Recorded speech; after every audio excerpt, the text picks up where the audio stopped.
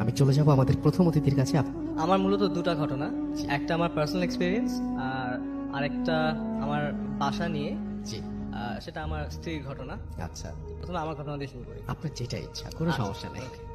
তো আমি যখন ক্লাস 5 বা 6-এ পড়ি, এটা 97, 98 হয়তো ওই সময়কার ঘটনা। জি, তো ওই সময় আমি থাকতাম ইস্কাটনের দিলু রোডে।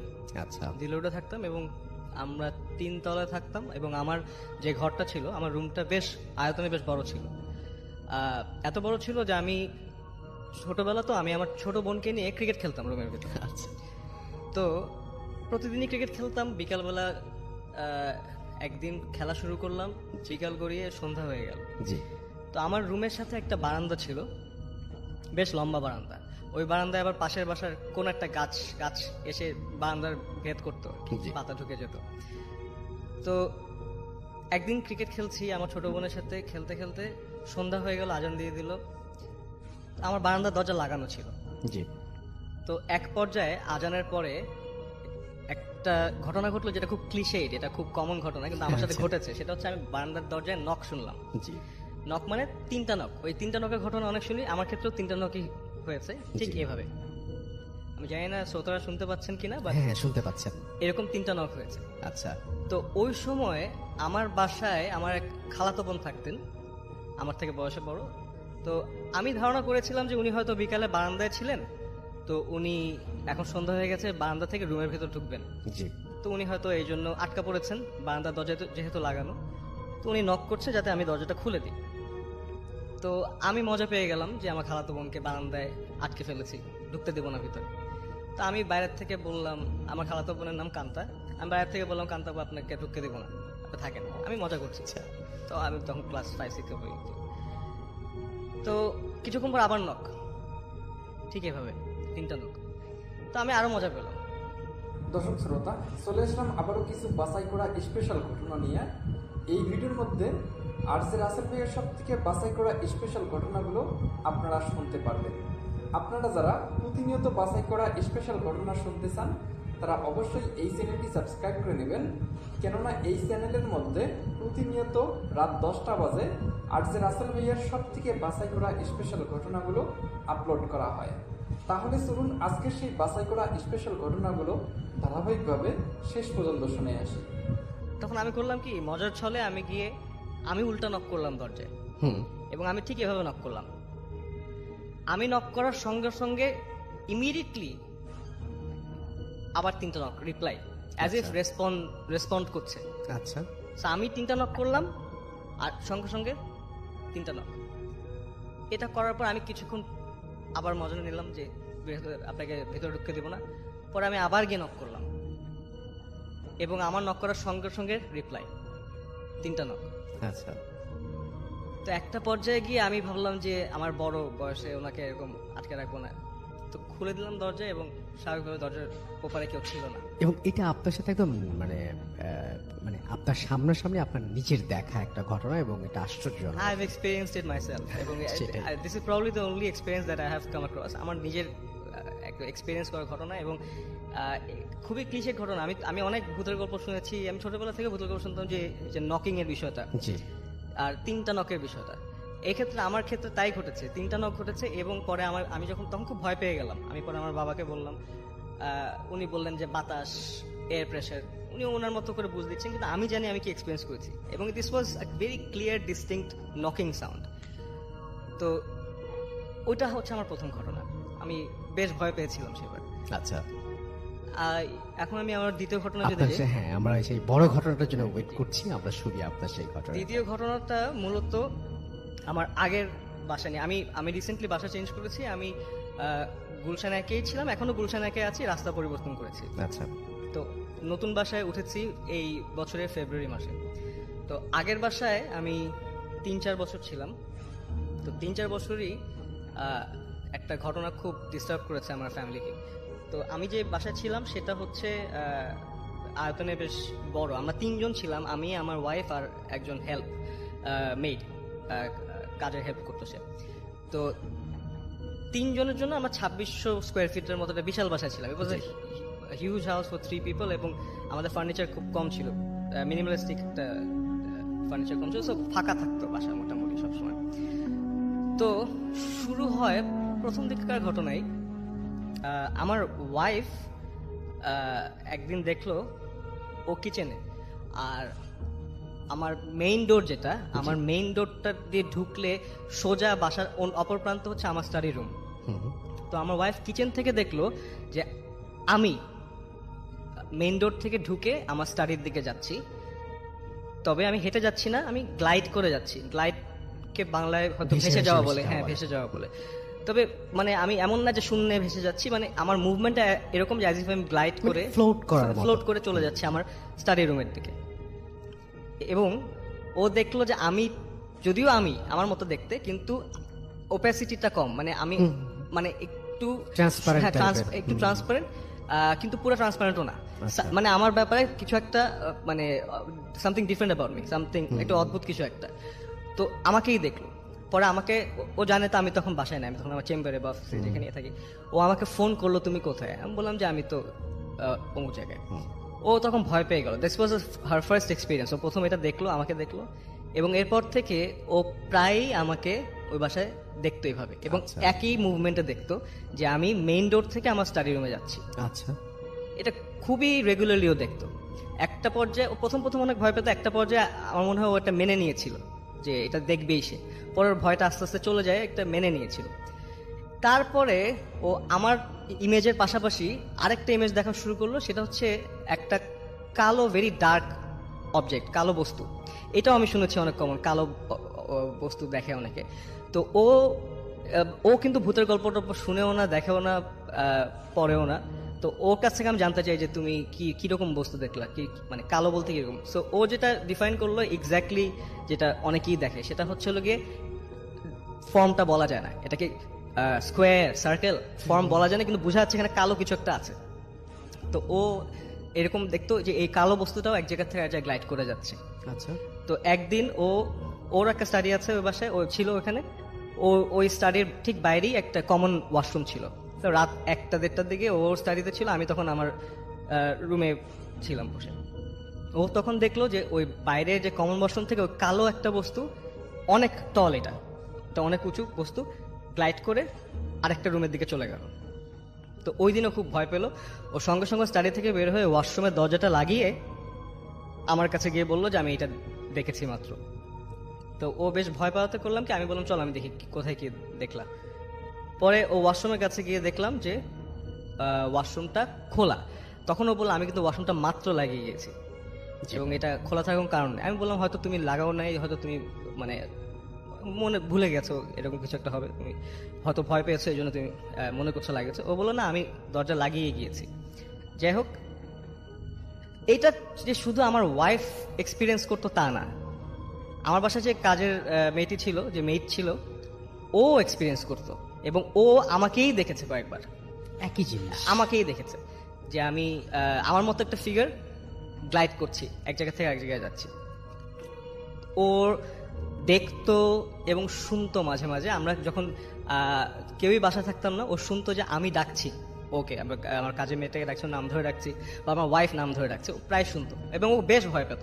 ও ইনফ্যাক্ট ও একটা পর্যায়ে দিনের বেলা ওর যে রুমটা, ওখান থেকে বেরি হতো না, রান্নাঘর থেকে বেরি হতো না, ও ভয়ে বেরি হতো না। সো ও মেন্টালি ডিস্টার্ব হয়ে গেছিল। ওর আরেকটা ঘটনা যেটা হয়েছিল ওই বাসাতেই, একদিন সন্ধ্যাবেলায় আমার ওয়াইফ বাসায় এসছে, কলিং বেল বাজিয়েছে। ওই যে ইয়ে দিয়ে লুকিং যে হোলটা দিয়ে দেখলো যে কে আসছে। ভিতর থেকে দরজা খুললো কাজের মেয়ে। খোলার পর আমার ওয়াইফ যখন ভেতর ঢুকে গেল, আমার কাজের মেয়ে দরজা লাগাচ্ছে না। আমার ওয়াইফ জিজ্ঞেস করলো তুমি দরজা লাগাচ্ছ না কেন? আচ্ছা, বললো যে ভাইয়া কোথায়, মানে আমার কথা বলছে। তো তখন আমার ওয়াইফ বললো তোমার ভাইয়া কেন এখন আসবে, তো অনেক রাতে আসবে। আমি যে দেখলাম আপনার পিছে দাঁড়ায় আছে। মাই গড। মানে সে তখন ওই যে দরজার ফুটো দিয়ে দেখলো যে আমার ওয়াইফের পেছনে আমি দাঁড়িয়ে আছি। এই একটা ঘটনা ঘটলো। তো আমাদের তখন বাসার অবস্থা হলো কি, সবাই মোটামুটি ডিস্টার্ব। এগুলো রেগুলার দেখছি, আমি দেখতাম না। I be very honest, very frank, আমি দেখতাম না। আমি অনেক দেখার অনেক চেষ্টা করেছি, আমি দেখতামই না। সামহাউ এটা কোন সময় আপনার সাথে, আমার সাথে কখনো হয়নি। তো একটা পর্যায়ে গিয়ে যখন সবাই খুব ডিস্টার্ব, তা আমার ওয়াইফের ফ্যামিলি সূত্রে পরিচিত একজন হুজুর আছেন, হুজুর আলেম বলবো না কি বলবো আমি জানি না। তো উনি এগুলো আর কি, এগুলো নিয়ে উনি এক্সপার্ট আর কি। তো ওনাকে আনা হলো। একদিন আসলেন, আসার পরে উনি দেখলেন এবং উনি এসেই উনি বললেন যে হি ফেল সামথিং, এবং আচ্ছা। উনি তারপরে বললেন যে যেটা এখানে আছে ক্ষতি করার জন্য আছে, এবং সে বাসায় স্থায়ীভাবে ঢুকতে চায়, এবং সে তার আলটিমেট পারপাস হচ্ছে আমার ওয়াইফের সাথে অ্যাটাচড হওয়া, এবং সেই জন্য সে আমার ফর্মটাই নেয় যাতে গ্রহণযোগ্যতা পায়। আচ্ছা। এটা উনি বললেন, উনি জেনে শুনে বলেছেন অবশ্যই।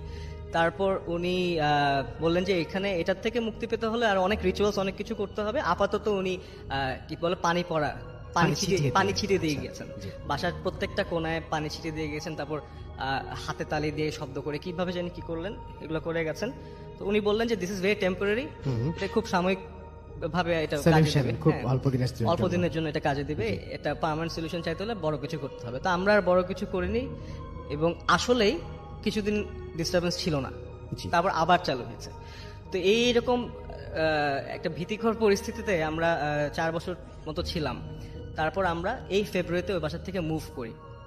এর মাঝে একটা কথা বলে রেখে, আমার একটা ফ্রেন্ড, খুব ক্লোজ ফ্রেন্ড, ওর নাম রেজওয়ান, অনেক পুরনো ফ্রেন্ড। ওর আবার একটা স্কিল আছে, সেটা হচ্ছে, স্কিল বলবো না, একটা ফিচার, ও সেন্স করতে পারে।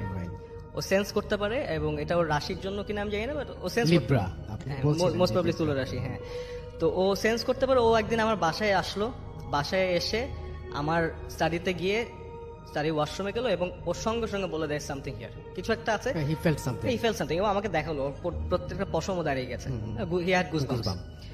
তো আমি দেখলাম, এবং সে পুরা বাসা ঘুরলো, কিছু কিছু স্পটে গিয়ে বললো যে আমি এখন কিছু ফিল করছি। হি ফেল কোথায় হেভি ফিল করছিল বা গুজবাম্পস হচ্ছিল, যেগুলো হয় আর কি, যেগুলো হয়।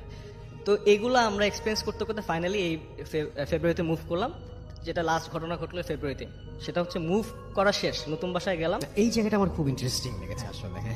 তো নতুন বাসায় উঠলাম, ওই দিন সব ফার্নিচার মুভ করা হয়ে গেছে। জি। কিছু জিনিস পুরান বাসায় বাকি ছিল। তো আমি সারাদিন অনেক কষ্ট হয়েছে। আমি আর গিয়ে ওই দিনের শেষে টায়ার্ড ছিলাম, আমি আর ওই জিনিস আনতে চাচ্ছিলাম না। আমি ভাবলাম যে পরের দিন যাবো বা কিছু একটা। তো আমার ওয়াইফ বললো না, নিয়ে আসি, শেষ করে আসি। তো আমার ওয়াইফ তখন কাজের লোক নিয়ে গাড়ি নিয়ে চলে গেল ওই বাসায়, দুটো রাস্তা আগে গিয়ে। তখন বাজে রাত একটা কি 1:30। তো আমি বললাম ঠিক আছে। তো গেল, গিয়ে আবার ফেরত এসে বললো আমি আবার দেখেছি। এবং এই লাস্ট দেখাটা খুবই ভয়ঙ্কর ছিল ওর জন্য।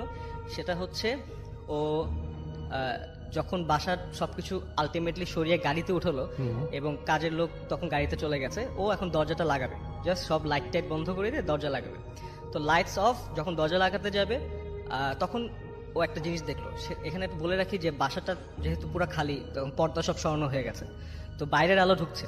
জি। বাইরের আলোতে বেশ অনেক কিছুই দেখাচ্ছে, পরিষ্কার দেখা যাচ্ছে। তো ঠিক দরজা লাগানোর সময় দেখলো কি, খাওয়ার রুমের একটা কর্নারে একটা কালো আকৃতি, ওই যে ওই কালো বস্তুটাই, বিশাল কালো, ডিস্টিংক্টলি বোঝা যাচ্ছে একটা কিছু আছে। এবং সেটার একদম মাথা বরাবর, একদম সিলিং এর কাছে, শি স টিথ, দাঁত দেখতে পেলো, অনেকগুলা দাঁত। আচ্ছা। অনেকগুলা দাঁত দেখতে পেলো। আমি ওকে জিজ্ঞাসা করেছি এটা তো ভুল হতে পারে, আলো ছায়ার খেলা হতে পারে। ও বললো না, আমি জানি আমি কি দেখেছি। আচ্ছা। So she saw an object, a huge object with lots of teeth. অনেক দাঁতওয়ালা কিছু একটা দেখছে, এবং সে খুব ভয় পেল। তারপর সে চলে এসে আমাকে ঘটনা বলল। এখন আমরা মাশাআল্লাহ অনেকদিন ধরে আছি, কোনো এক্সপিরিয়েন্স হয়নি আল্লাহর রহমতে, কিন্তু ওই বাসায় কন্টিনিউয়াস এক্সপিরিয়েন্স হয়ে যাচ্ছিল, ঘটনা ঘটছিল। আমার সাথে ঘটেনি, বাট এই নতুন বাসায় মুভ করার পরে আমার ওয়াইফ বা আমার কাজের মেয়ে, সে একই কাজের মেয়ে আছে, ওরা কেউ কিছু এক্সপিরিয়েন্স করেনি। তারপরে ওটা আপনি বলতে পারেন এখন, মানে খুব মানে কি বলবো, যে আপনি একেবারে ভালোভাবেই বলতে পারেন যে এটা বাসারই প্রবলেম ছিল। কারণ যদি বাসার প্রবলেম না হতো, যদি এটা এরকম হতো যে আমি হ্যালুসিনেট করছি বা এরকম ভুল কিছু দেখছি, তাহলে যেটা হতো সেটা হচ্ছে যে বাসা চেঞ্জ করার পরেও প্রবলেমগুলো থেকে যেত। প্রবলেমগুলো যেহেতু নাই, সেহেতু বুঝতে হবে যে এটা ওই বাসারই প্রবলেম। আপনারা কোনো সময় খোঁজ নিতে যাননি যে এই বাসাটায় কোনো প্রবলেম আগে ছিল কিনা, বা কোনো সময় খোঁজ নেন না?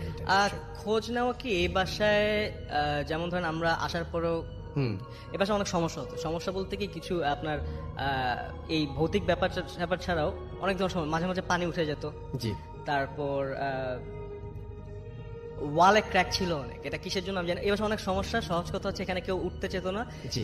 এবং আমাদের আগে যে ভাড়াটিয়া ছিল তাদের মধ্যে একজন মারাও গিয়েছেন, বা মোস্ট প্রবাবলি ন্যাচারাল ডেথ ছিল। হ্যাঁ, এটা আমি কোনো কানেকশন ড্র করতে যাচ্ছি না, বাট আমরা কোনো কানেকশন ওই অর্থে পাইনি বা কাউকে হয়তো ওইভাবে জিজ্ঞাসা করা হয়নি যে এখানে কিছু হয়েছে কিনা, বাট আমরা এক্সপিরিয়েন্স করেছি, তারপর আমরা সরে এসেছি আর কি। Thank you so much. আমরা চলে যাব আমাদের দ্বিতীয় অতিথির কাছে। থ্যাংক ইউ রাসেল ভাই। You are most welcome. আমি মোহাম্মদ কামরুজ্জামান জুয়েল, আমি ধানমন্ডি থেকে এসেছি। আমি পেশায় একজন আইনজীবী এবং একটা বেসরকারি ব্যাংকে আইন বিভাগে কর্মরত আছি। জি, থ্যাংক ইউ ভেরি মাচ আমাদের সাথে আপনার জি, welcome. এবং কষ্ট করে এসছেন। আশা করছি যে আপনার ঘটনাগুলো যারা শুনছেন তাদের ভালো লাগবে। চলুন আমরা একটা বড় ঘটনা দিয়ে শুরু করি। তো জি, যে দুটো ঘটনা আমি বলতে চাচ্ছি সে দুটো আসলে আমার আব্বুর সাথে ঘটে যাওয়া। জি, সো আমি প্রথমটা দিয়ে শুরু করছি। জি, তো আমার প্রয়াত আব্বু জনাব মতিউর রহমান এলাকার একজন প্রখ্যাত মুক্তিযোদ্ধা জি, এবং এলাকার একজন সাহসী লোক হিসেবে পরিচিত ছিলেন, যার সম্পর্কে এলাকায় অনেকেই জানেন। জি, তো ঘটনাটা আব্বুর সাথে ঘটে যাওয়া 82 কি 83 সালের দিকের ঘটনাটা। তো ঘটনাটা ঘটে এইভাবে, বাজারে আমাদের ওষুধের দোকান ছিল। জি, আমাদের জেলাটা টাঙ্গাইলে, ঘাটাইল থানা কোন একটা গ্রাম। তো দোকানপত্র শেষ করে আব্বা বাড়ির দিকে যাচ্ছেন, পথিমধ্যে একটা স্কুল পড়বে, প্রাইমারি স্কুল। সেই প্রাইমারি স্কুলটা যখনই আব্বা অতিক্রম করতে যাবেন, এই সময় ওনার সামনে হঠাৎ করে একজন লোক উনি দেখতে পান এবং লোকটা আব্বার সামনে সামনে হাঁটা শুরু করেন। তো আব্বু বলেন যে কে ভাই, আপনি কে? কিন্তু ওই ভদ্রলোক কোনো কথা বলেন না, কোনো উত্তর দেন না। তো ভদ্রলোক হাঁটছেন আব্বার সামনে সামনে, আব্বাও হাঁটছেন, হাঁটা চলছে। তো আবারও জিজ্ঞেস করেন যে ভাই কে আপনি, বাড়ি কোথায়? তো এলাকার লোক হলে তো আব্বু সেটাকে চিনবেন, সে ভদ্রলোককে। কিন্তু সেই ভদ্রলোকের ড্রেস আপ, গেট আপ বা চলন ভঙ্গিতে মনে হচ্ছে না যে ওই ভদ্রলোকটি আমাদের গ্রামের বা এলাকার কেউ। জি, জি। তো এইভাবে বারবার প্রশ্ন করার পরেও উত্তর দেন না এবং ভদ্রলোক কোনো কথা বলেন না। জি, তখন আব্বুর মধ্যে এক ধরনের একটা জিদ চাপে যে ঠিক আছে, দেখি আমি তাহলে একটু জোরে বা দ্রুত হেঁটে গিয়ে আমি ভদ্রলোককে একটু ধরার চেষ্টা করি, সামনে গিয়ে দাঁড়ানোর চেষ্টা করি যে আসলে উনি কে, আচ্ছা, পরিচয়টা বা চাক্ষুষভাবে দেখি যে এত কথা বলছি, সে আমাকে কোনো পাত্তাই দিচ্ছে না। তো যাই হোক, আব্বা ওনার হাঁটার গতি বাড়ান, কিন্তু কনসিডেন্টালি ওই ভদ্রলোকও ওই হাঁটার গতিটা, ভদ্রলোক আগের যিনি উনি বাড়াচ্ছেন কিনা বোঝা যায় না, কিন্তু আব্বু দূরত্বটা কোনোভাবেই, ব্যবধানটা কমাতে পারেন না। একটা নির্দিষ্ট দূরত্বেই ওই ভদ্রলোক হাঁটতে থাকেন। আচ্ছা। তো কিছু দূর গিয়েই আমাদের গ্রামের বলা ঠিক না, আসলে ওটা আমার নানার বাবার ওয়াকফ করে দেওয়া একটা বিশাল গোরস্থান আমাদের, ওটা আমাদের পারিবারিক গোরস্থান হিসেবে ব্যবহার করা হয়। তো ওটা হাতের ডান পাশে পড়বে, আর হাতের বাম পাশে আমাদের বংশের দুই দাদা আছেন, আমাদের বংশেরই, ওনারা বাড়ি করেছেন, নতুন বাড়ি করেছেন। আগে যে পুরাতন ভিটে যেটা ছিল সেখান থেকে ওনারা ওইখানে গিয়ে নতুন বাড়ি করেছেন। তো যিনি হাঁটছিলেন উনি হাঁটতে হাঁটতে আব্বা ওনাকে আর ধরতে পারলেন না।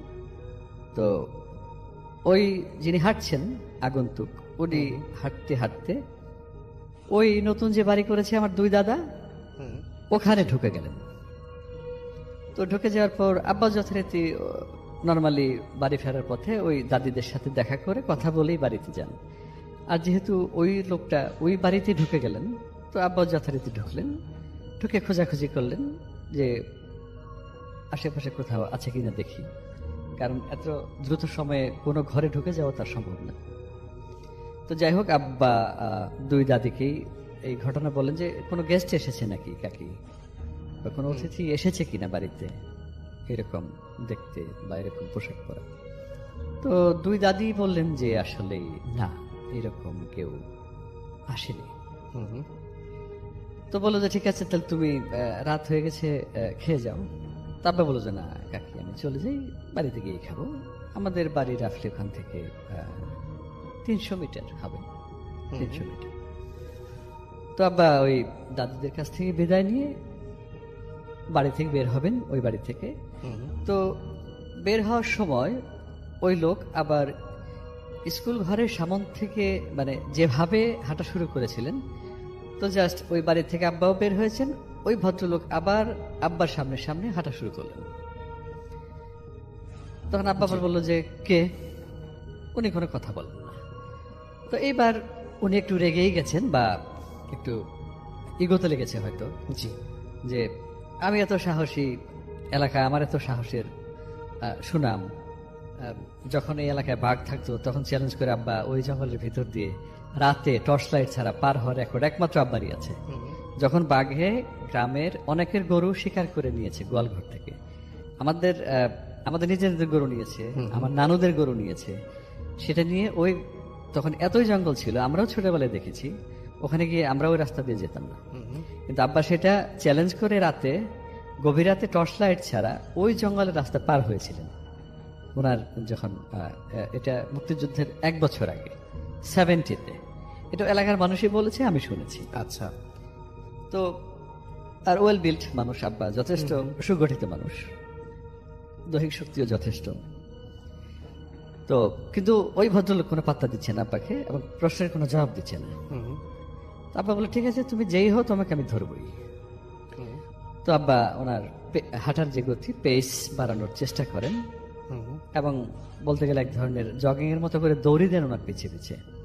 জি, বাট ওই ভদ্রলোকের যে গতি বা ব্যবধান, যেটা আপনি যতই দৌড়াচ্ছেন উনি ওই নির্দিষ্ট দূরত্বেই উনি পথ চলছেন, হেঁটে যাচ্ছেন। এবং উনি যে মাটির উপর দিয়ে হেঁটে যাচ্ছেন বা এরিয়াল কোনো কিছু ফ্লোটিং ওইরকমও না, উনি নর্মালি মাটি দিয়েই হেঁটে যাচ্ছেন। হালকা শব্দও হচ্ছে, জি, কাঁচা রাস্তা, তখনও পাকা হয়নি, এখন পাকা হয়ে গেছে। ওটা কোনোভাবে পাত্তা দিচ্ছেন না, কোনো কথার জবাব দিচ্ছেন না। তো আব্বা ভাবলেন যে ঠিক আছে, আমি তোমার পিছিয়ে পিছিয়ে একটা নির্দিষ্ট জায়গা আছে, উনি মনে মনে ভাবছেন যে এরপরে তুমি সেই জায়গাটা আর পার হতে পারবে না।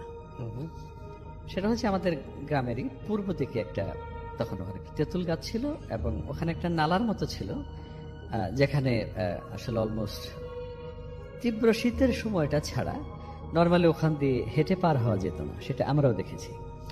অনেক গরু পড়েছে সেখানে, সারফেসটা হয়তো অ্যাপারেন্টলি দেখা যাচ্ছে যে ড্রাই, শুকনা, কিন্তু আসলে রাসেল ভাই বিষয়টা হচ্ছে যে নিচে থকথকে কাদা, লাল মাটি, সেখানে অনেক গরু পড়েছে, দেখেছি গরুগুলো কিভাবে তুলতে হয় সেটা আমরা দেখতেও গিয়েছি, যে গরু আটকা পড়েছে ওখানে, গরু আর উঠতে পারছে না।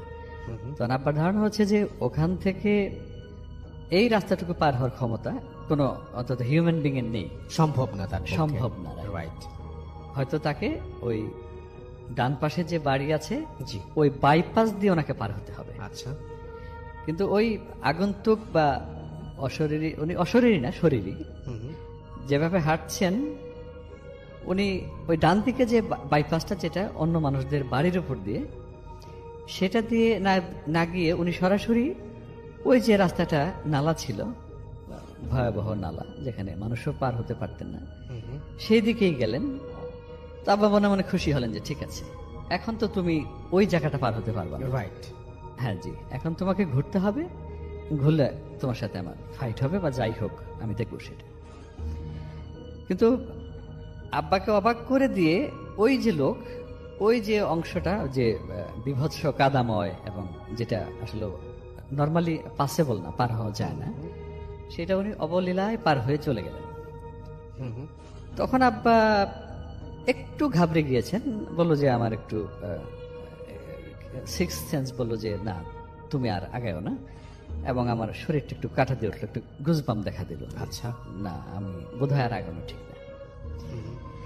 তখন ওপারে গিয়ে ওই লোকটা, আবার যেভাবে বলেছেন আমার স্পষ্ট মনে আছে, ওপারে গিয়ে জাস্ট 3টা হাতের তালি দিয়েছে, বেশ ঝরে 3টা হাতের তালি, 3টা ক্ল্যাপিং করেছেন। এবং সুস্পষ্ট ভাবেই আব্বা বলেছেন যে আমি শুনতে পেয়েছি সে নাকি স্বরে বলেছে, মানে একটা নাকি স্বরে, যে এইবার তুই বেঁচে গেলি। আচ্ছা, এইবার তুই বেঁচে গেলি। তখন আব্বা ওখান থেকে আসলে আর সাহস দেখাতে পারেননি, বাড়িতে চলে এসেছেন এবং অনেকের সাথে ঘটনা শেয়ার করেছেন এটা। জি। আর আমি আপনার কাছে একাধিকবারই এগুলো শুনেছি, পারিবারিক বিভিন্ন আড্ডায় মুক্তিযুদ্ধের গল্প প্লাস অনেক প্যারানর্মাল গল্প। ওকে, আচ্ছা ঠিক আছে, আমরা আপনার কাছে আবারও ফিরে আসবো। এখন যেটা করবো সেটা হচ্ছে সরাসরি চলে যাবো আমাদের দ্বিতীয় অতিথির কাছে। আপনার নামটা একটু আরো একবার বলবেন এবং তারপর আপনার দ্বিতীয় ঘটনায় যাব। আশা করছি তার ঘটনা আপনাদের ভালো লাগছে। জি জি, ধন্যবাদ রাসেল ভাই। আমি মোহাম্মদ কামরুজ্জামান জুয়েল, আমি ধানমন্ডি থেকে এসেছি। তো ভাইয়া, আমার যে দ্বিতীয় যেটা আমি শেয়ার করব সেটাও আব্বুর সাথেই ঘটে যাওয়া ছোট্ট একটি ঘটনা। জি। বাট এটা আব্বু নিজে এক্সপিরিয়েন্স করেছেন এবং আমাদের বলেছেন। তো গ্রামের যে বাজার আমাদের, গ্রামের বাজার থেকে বাজারঘাট বা ঔষধের দোকান এগুলো বন্ধ করে শেষ করে আসার পথে আমার নানু বাড়ি পড়ে। জি। ইনফ্যাক্ট আমার আম্মু আমাদের মানে বংশের আর কি, মানে একই বংশের সম্পর্কে আমার বাবা মা কাজিন হন ওরা। জি। তো একই গ্রামেই আমার নানার বাড়ি। তো আব্বু আসার পথে ভাবলেন যে ঠিক আছে, তাহলে আমি যেহেতু যাচ্ছি তাহলে একটু আমার শাশুড়ি মাকে দেখে যাই। আমার খালাম্মাও আছে একজন, যিনি আমাদের নানুর সাথেই থাকেন, একটু খোঁজ খবর নিয়ে যাই, যেহেতু আমার নানা মারা গিয়েছেন 77-এ। তো আব্বা ছেলের মতোই ছিলেন অনেকটা। জি। তো আব্বা যখন নানুদের বাড়িতে ঢুকবেন, তো ঢুকে গিয়েছেন, এই সময় দেখতে পেলেন যে আমাদের সময়কার নানুরা তো এমনিতেই লম্বা ঘুমটা দিয়ে দেন, ইউজুয়ালি গ্রামের মহিলারা এখনো দেন। তো আব্বা দেখতে পেলেন যে স্পষ্টভাবেই যে ওনার শাশুড়ি মানে আমার নানু বদনা নিয়ে বাথরুমের দিকে যাচ্ছেন। আচ্ছা। তো বদনা নিয়ে বাথরুমে যাচ্ছেন, এই অবস্থায় তার কথা বলার দরকার নেই। তো আব্বু সরাসরি নানুদের ঘরে চলে আসেন। তো ঘরে এসে উনি প্রথমেই একটু অবাক হন, যেটা দেখেন যে আমার নানু তো হাম্মান দিস্তায় পান প্রসেস করছেন, মানে উনি পান ছেদছেন, যে উনি পান খাবেন আর কি। তো তখন আব্বু আমার খালামণি যিনি, তাকে বললেন যে মমতা, একটা জিনিস আমি বলি, এটা তুই আবার অন্যভাবে নিস না। আম্মা কি এখনই বাথরুমে গিয়েছিল নাকি? বলে যে না, মা তো অনেক সময় ধরে বাথরুমে যায় নাই, মা তো এইখানে খেলো, এখানে যে আপনার সামনে তো পান প্রসেস করছে হাম্মান দিস্তায়, আপনি তো দেখতেই পাচ্ছেন। পরে খালামণি বলছে যে কেন দুলা ভাই, আপনি কি দেখছেন? বলে যে না, আমি তো, আমার চোখেও কোনো সমস্যা নেই, কোনো মানসিক সমস্যাও নেই, আমি তো আম্মুকে, আমার শাশুড়িকে দেখলাম যে বাথরুমের দিকে যাচ্ছেন। পরে খালা বলছে না, এটা তো হতেই পারে না, কারণ মা তো আমার সামনেই বসা, আমি তো খাবার দাবার রেডি করে দিলাম, পান সুপারি বা জর্দা যা যা খায় এগুলো এগিয়ে দিলাম, উনি তো নিজেই নিজের মতো করে হাম্মাম দিস্তায় প্রসেস করে সেটা উনি খাচ্ছেন, এটা তো আপনি চোখের সামনেই দেখতে পাচ্ছেন। তো এইটা একটা বিষয় যেটা ব্যাখ্যা আব্বু কোনোদিনই পান নাই। আর কিছুদিন আগে রাসেল ভাই, আমি নানুদের বাড়িতে গিয়েছিলাম কিছুদিন আগে। জি। তো ওখানে একটা ঘটনা ঘটেছে কিছুদিন আগে, সামওয়ান কমিট সুইসাইড। আচ্ছা। ফাঁসি দিয়েই মারা গিয়েছে, ওনাদের একদম চৌহদ্দির মধ্যেই আর কি। জি। তো আমি তো খালাদের সাথে খুব দুষ্টামি করি যে, খালা তোমরা কিছু দেখো না? কয় তুমি কি বলতে চাও? আচ্ছা। আমি বললাম না, আমরা যতটুকু ছোটকাল থেকে তো তোমরাই বলছো যে অতৃপ্ত আত্মা যেগুলো, এগুলো তো সৃষ্টিকর্তা কখনো ফেরত নেন না, এগুলো তো ইহজগতে এদিক সেদিক ঘোরাঘুরি করে, অতৃপ্ত হয়ে হন্যে হয়ে এই চতুর্দিকে একটা নির্দিষ্ট পেরিফেরির মধ্যেই থাকে। জি। দেখতে চাও? আমি বললাম না, দেখার মতো হয়তো শক্তি বা সাহস কোনোটাই আমার নাই। জি। পরে আমাকে বললো যে তুমি যদি দেখতে চাও, তুমি আজকে রাতে তাহলে আমাদের বাড়িতে থেকে আজকেও দেখতে পারবা। আমি বললাম কেন, এটা কি তোমরা এরকম জিনিস কি ডেইলি দেখো? কয় হ্যাঁ, আমরা তো ডেইলি দেখি। যে কিরকম? মানে একটা আব্বু যেটাকে দেখেছিলেন ওই আমার নানির প্রতিমূর্তি রূপে, আসলে এই মহিলাটা এখনো প্রতি রাতেই ওই ভিটায় দেখা যায়, মানে এই বাড়ির একটা নির্দিষ্ট জায়গায় জি। ওনাকে প্রতিদিনই দেখা যায়। আমার যে খালু আছেন ওখানে, উনিও আমাকে বললেন যে হ্যাঁ, এটা তো আমি প্রতিদিনই দেখি। আমি বললাম, খালু যান, আপনি ভয় পান না? বলে যে না, আমি তো কোন তরিকার লোক তুমি জানোই, আমি তো এগুলো ভয় পাই না। জি। তো খালা বলে যে গত রাতেও তো ওখানে বদনা নিয়ে বসেছিল, গত রাতেও ওই বুড়ি তো বদনা নিয়ে এখানে বসেছিল, অথচ এই বাড়িতে তো বৃদ্ধা মহিলা নেই, অনেক দিন হয়ে গেছে, সেটা আমি নিজেই জানি। বলে তুমি যদি দেখতে চাও তাহলে আমাদের এখানে থাকো, তুমি রাতে জানলা খুলে দেখতে পারবা, ওই যে ওই জায়গায় বসে থাকে। খালা বললো যে টর্চ ধরো, আমি টর্চ ধরলাম একটা নির্দিষ্ট দিকে, বললো যে ওই জায়গায়তে বসে থাকে। আমি বললাম তোমাদের কোনো ভয় ভীতি বা ক্ষতি? কয় না, এটা তো আসলে বহুদিন ধরেই আছে। জি। তো এটা এই বুড়ি মহিলা কে বা কি, সেই অতৃপ্ত আত্মা কিনা, বা কিসের মানুষে, কিসের আশায় বা কি জন্য ঘুরে বেড়ায়, সেটা রাসেল ভাই অজ্ঞাত এবং ব্যাখ্যাতীত। আচ্ছা, ওকে। যেটা ব্যাখ্যা কেউ পায়নি, ওই বাড়িরও কেউ পায়নি। জি। আমার আব্বা তো বিজ্ঞান মানুষ ছিলেন, শিক্ষিত মানুষ ছিলেন, জি। উনি এগুলো ইনফ্যাক্ট বিশ্বাসও করতেন না। জি। বাট এই দুইটা ঘটনার পর থেকে বলেছিলেন যে হ্যাঁ, যে কোরআন শরীফের জিন যেটা আছে এটা দুষ্টগুলোও হতে পারে, বাট কিছু আছে আমাদের সেন্সের বাইরে, আমাদের বোঝার বাইরে, দেখার বাইরে, জি। হয়তো অনেক কিছু আছে। ওকে। তো এই আর কি। রাসেল ভাই, সময় পেলে আরো গল্প আছে, শেয়ার করবো ইনশাল্লাহ। Thank you so much. আমরা একটা অডিও ক্লিপে যাবো। হ্যালো রাসেল, আসসালামু আলাইকুম। আমি আইরিন ঢাকা থেকে বলছি। জিজ্ঞেস করবো না কেমন আছেন, আমি জানি আপনি ভালো দলে সবসময় ভালোই আছেন, দোয়া করি যেন ভালো থাকেন। আমি ভূত এফএমের অনেক অনেক বড় একজন ফ্যান, কখনোই কোনো এপিসোড মিস করি না। আর এত হ্যাপটিক একটা উইক শেষে ভূত এফএমটা শুনলে অনেকটাই নিজেকে ফ্রেশ মনে হয়। আরও অনেক দৌড়ে যাবেন, এই দোয়া রইল। এখন ঘটনাতে আসা যাক। আজকে আমি যে ঘটনাটি শেয়ার করব সেটা আমার নিজের সাথেই ঘটা। যদি ভালো লাগে তাহলে শ্রোতাদের শোনাবেন। অ্যাকচুয়ালি এই ঘটনাটি ঘটে মালয়েশিয়াতে। আমার আম্মা, আমার বোন ওখানে থাকে। সো আমি লাস্ট ইয়ার ডিসেম্বরে গিয়েছিলাম ভ্যাকেশনে। সো ওখানেই ঘটনাটা ঘটে। আমি 15 ডেজের মতো ছিলাম। আমি আমার বোনের অ্যাপার্টমেন্টের কথা একটু বলে রাখতে চাই আগে। আমার বোন কেলেই থাকেন, কুয়ালালামপুরে। যারা মালয়েশিয়া গেছেন বা থাকেন তারা জানেন যে সিটিটাই এরকম যে চারিপাশে পাহাড় আর মাঝখানে সিটিটা। সো আমার বোন খুবই নাম করা একটা কন্ডোতে থাকে। সো আমি ওটার নাম বলতে চাচ্ছি না কারণ সবাই চিনবে। আর রাসেল, আরেকটা জিনিস মনে রাখতে চাই যে ওখানকার কন্ডোগুলা আমাদের দেশের অ্যাপার্টমেন্টের মতো না। ওখানে 1000-1500 ফ্ল্যাট একটা কন্ডোতে থাকে। সো বিশাল বড়। সো আমি ফার্স্ট ডে গেলাম অ্যাজ ইউজুয়াল। আমার রাতের ফ্লাইট ছিল, আমি অনেক টায়ার্ড ছিলাম।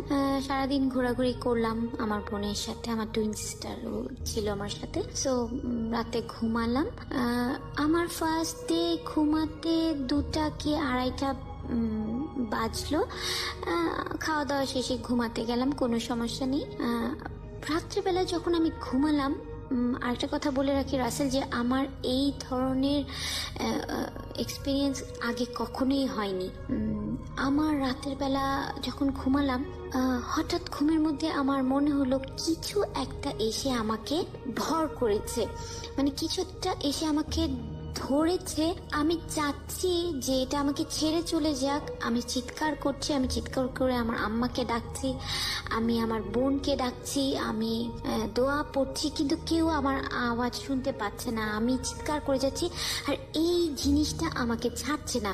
আমি বলে বোঝাতে পারবো না তখন আমি কিরকম ফিল করেছি। দেন আমি বলতে পারবো না এটা কখন আমাকে ছেড়ে চলে গেছে। আমি ঘুমিয়ে গেছি। তারপরে সকালবেলা আমি উঠলাম, উঠে আমার আম্মাকে শেয়ার করলাম যে আম্মা রাতের বেলা আমার সাথে এরকম হয়েছে। আম্মা আমার কিছু বলে না, চুপ করে আছে। আমি বললাম আম্মা আমার কখনো এরকম হয়নি, কখনোই না, এটাই ফার্স্ট টাইম। কেন এরকম হলো? আম্মা বলে যে তুমি রাতের বেলা ঘুমানোর সময় শরীর বন্ধ করে দোয়াটা পড়ে শুভ। আমি বললাম ওকে ফাইন।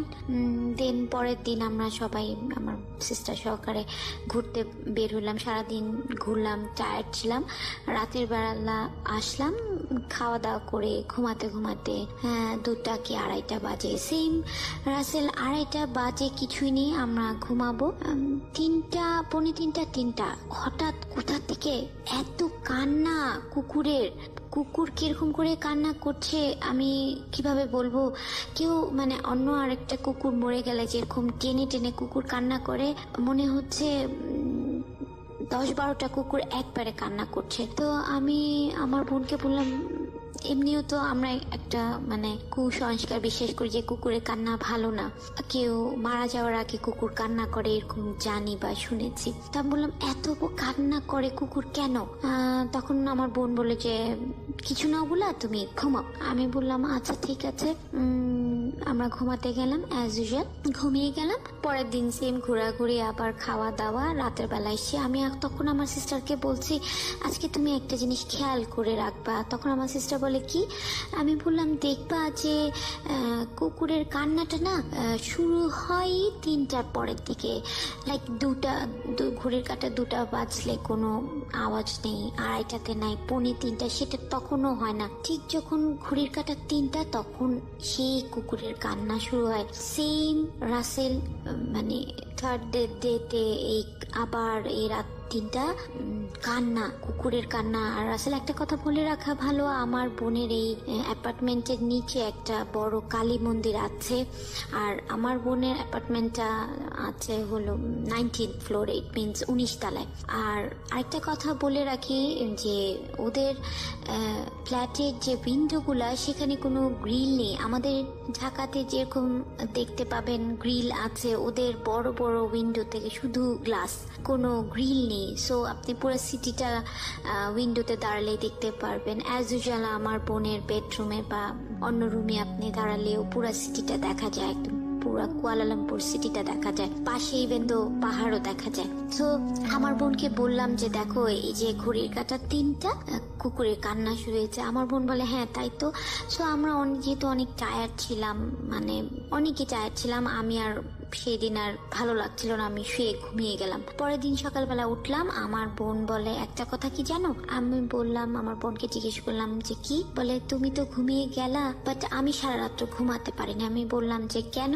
বলে যে তুমি ঘুমিয়ে যাওয়ার পর কুকুরের কান্না তো আছে, আমার কেন জানি মনে হচ্ছিল কেউ এসে ঠিক উইন্ডোর পাশে এসে কান্না করছে। কিরকম? রাসেল বিশ্বাস করবেন না, আমার গুজবাম্প হচ্ছে আমার সেই ঘটনাগুলো মনে করে।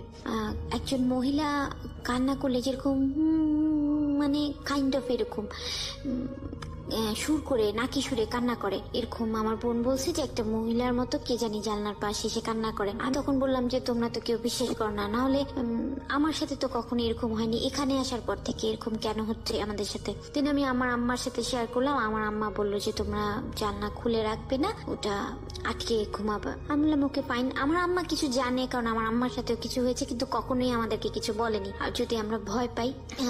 সো ডে 4-এ আমি আমার আম্মাকে বললাম যে আম্মা তুমি আজকে এই রুমে ঘুমাবা, কারণ আমি না ঘুমাতে ঘুমাতে আমার খুব সিক লাগছিল। তখন আমার আম্মা বললো ঠিক আছে আজকে আমি তোমাদের সাথে ঘুমাবো।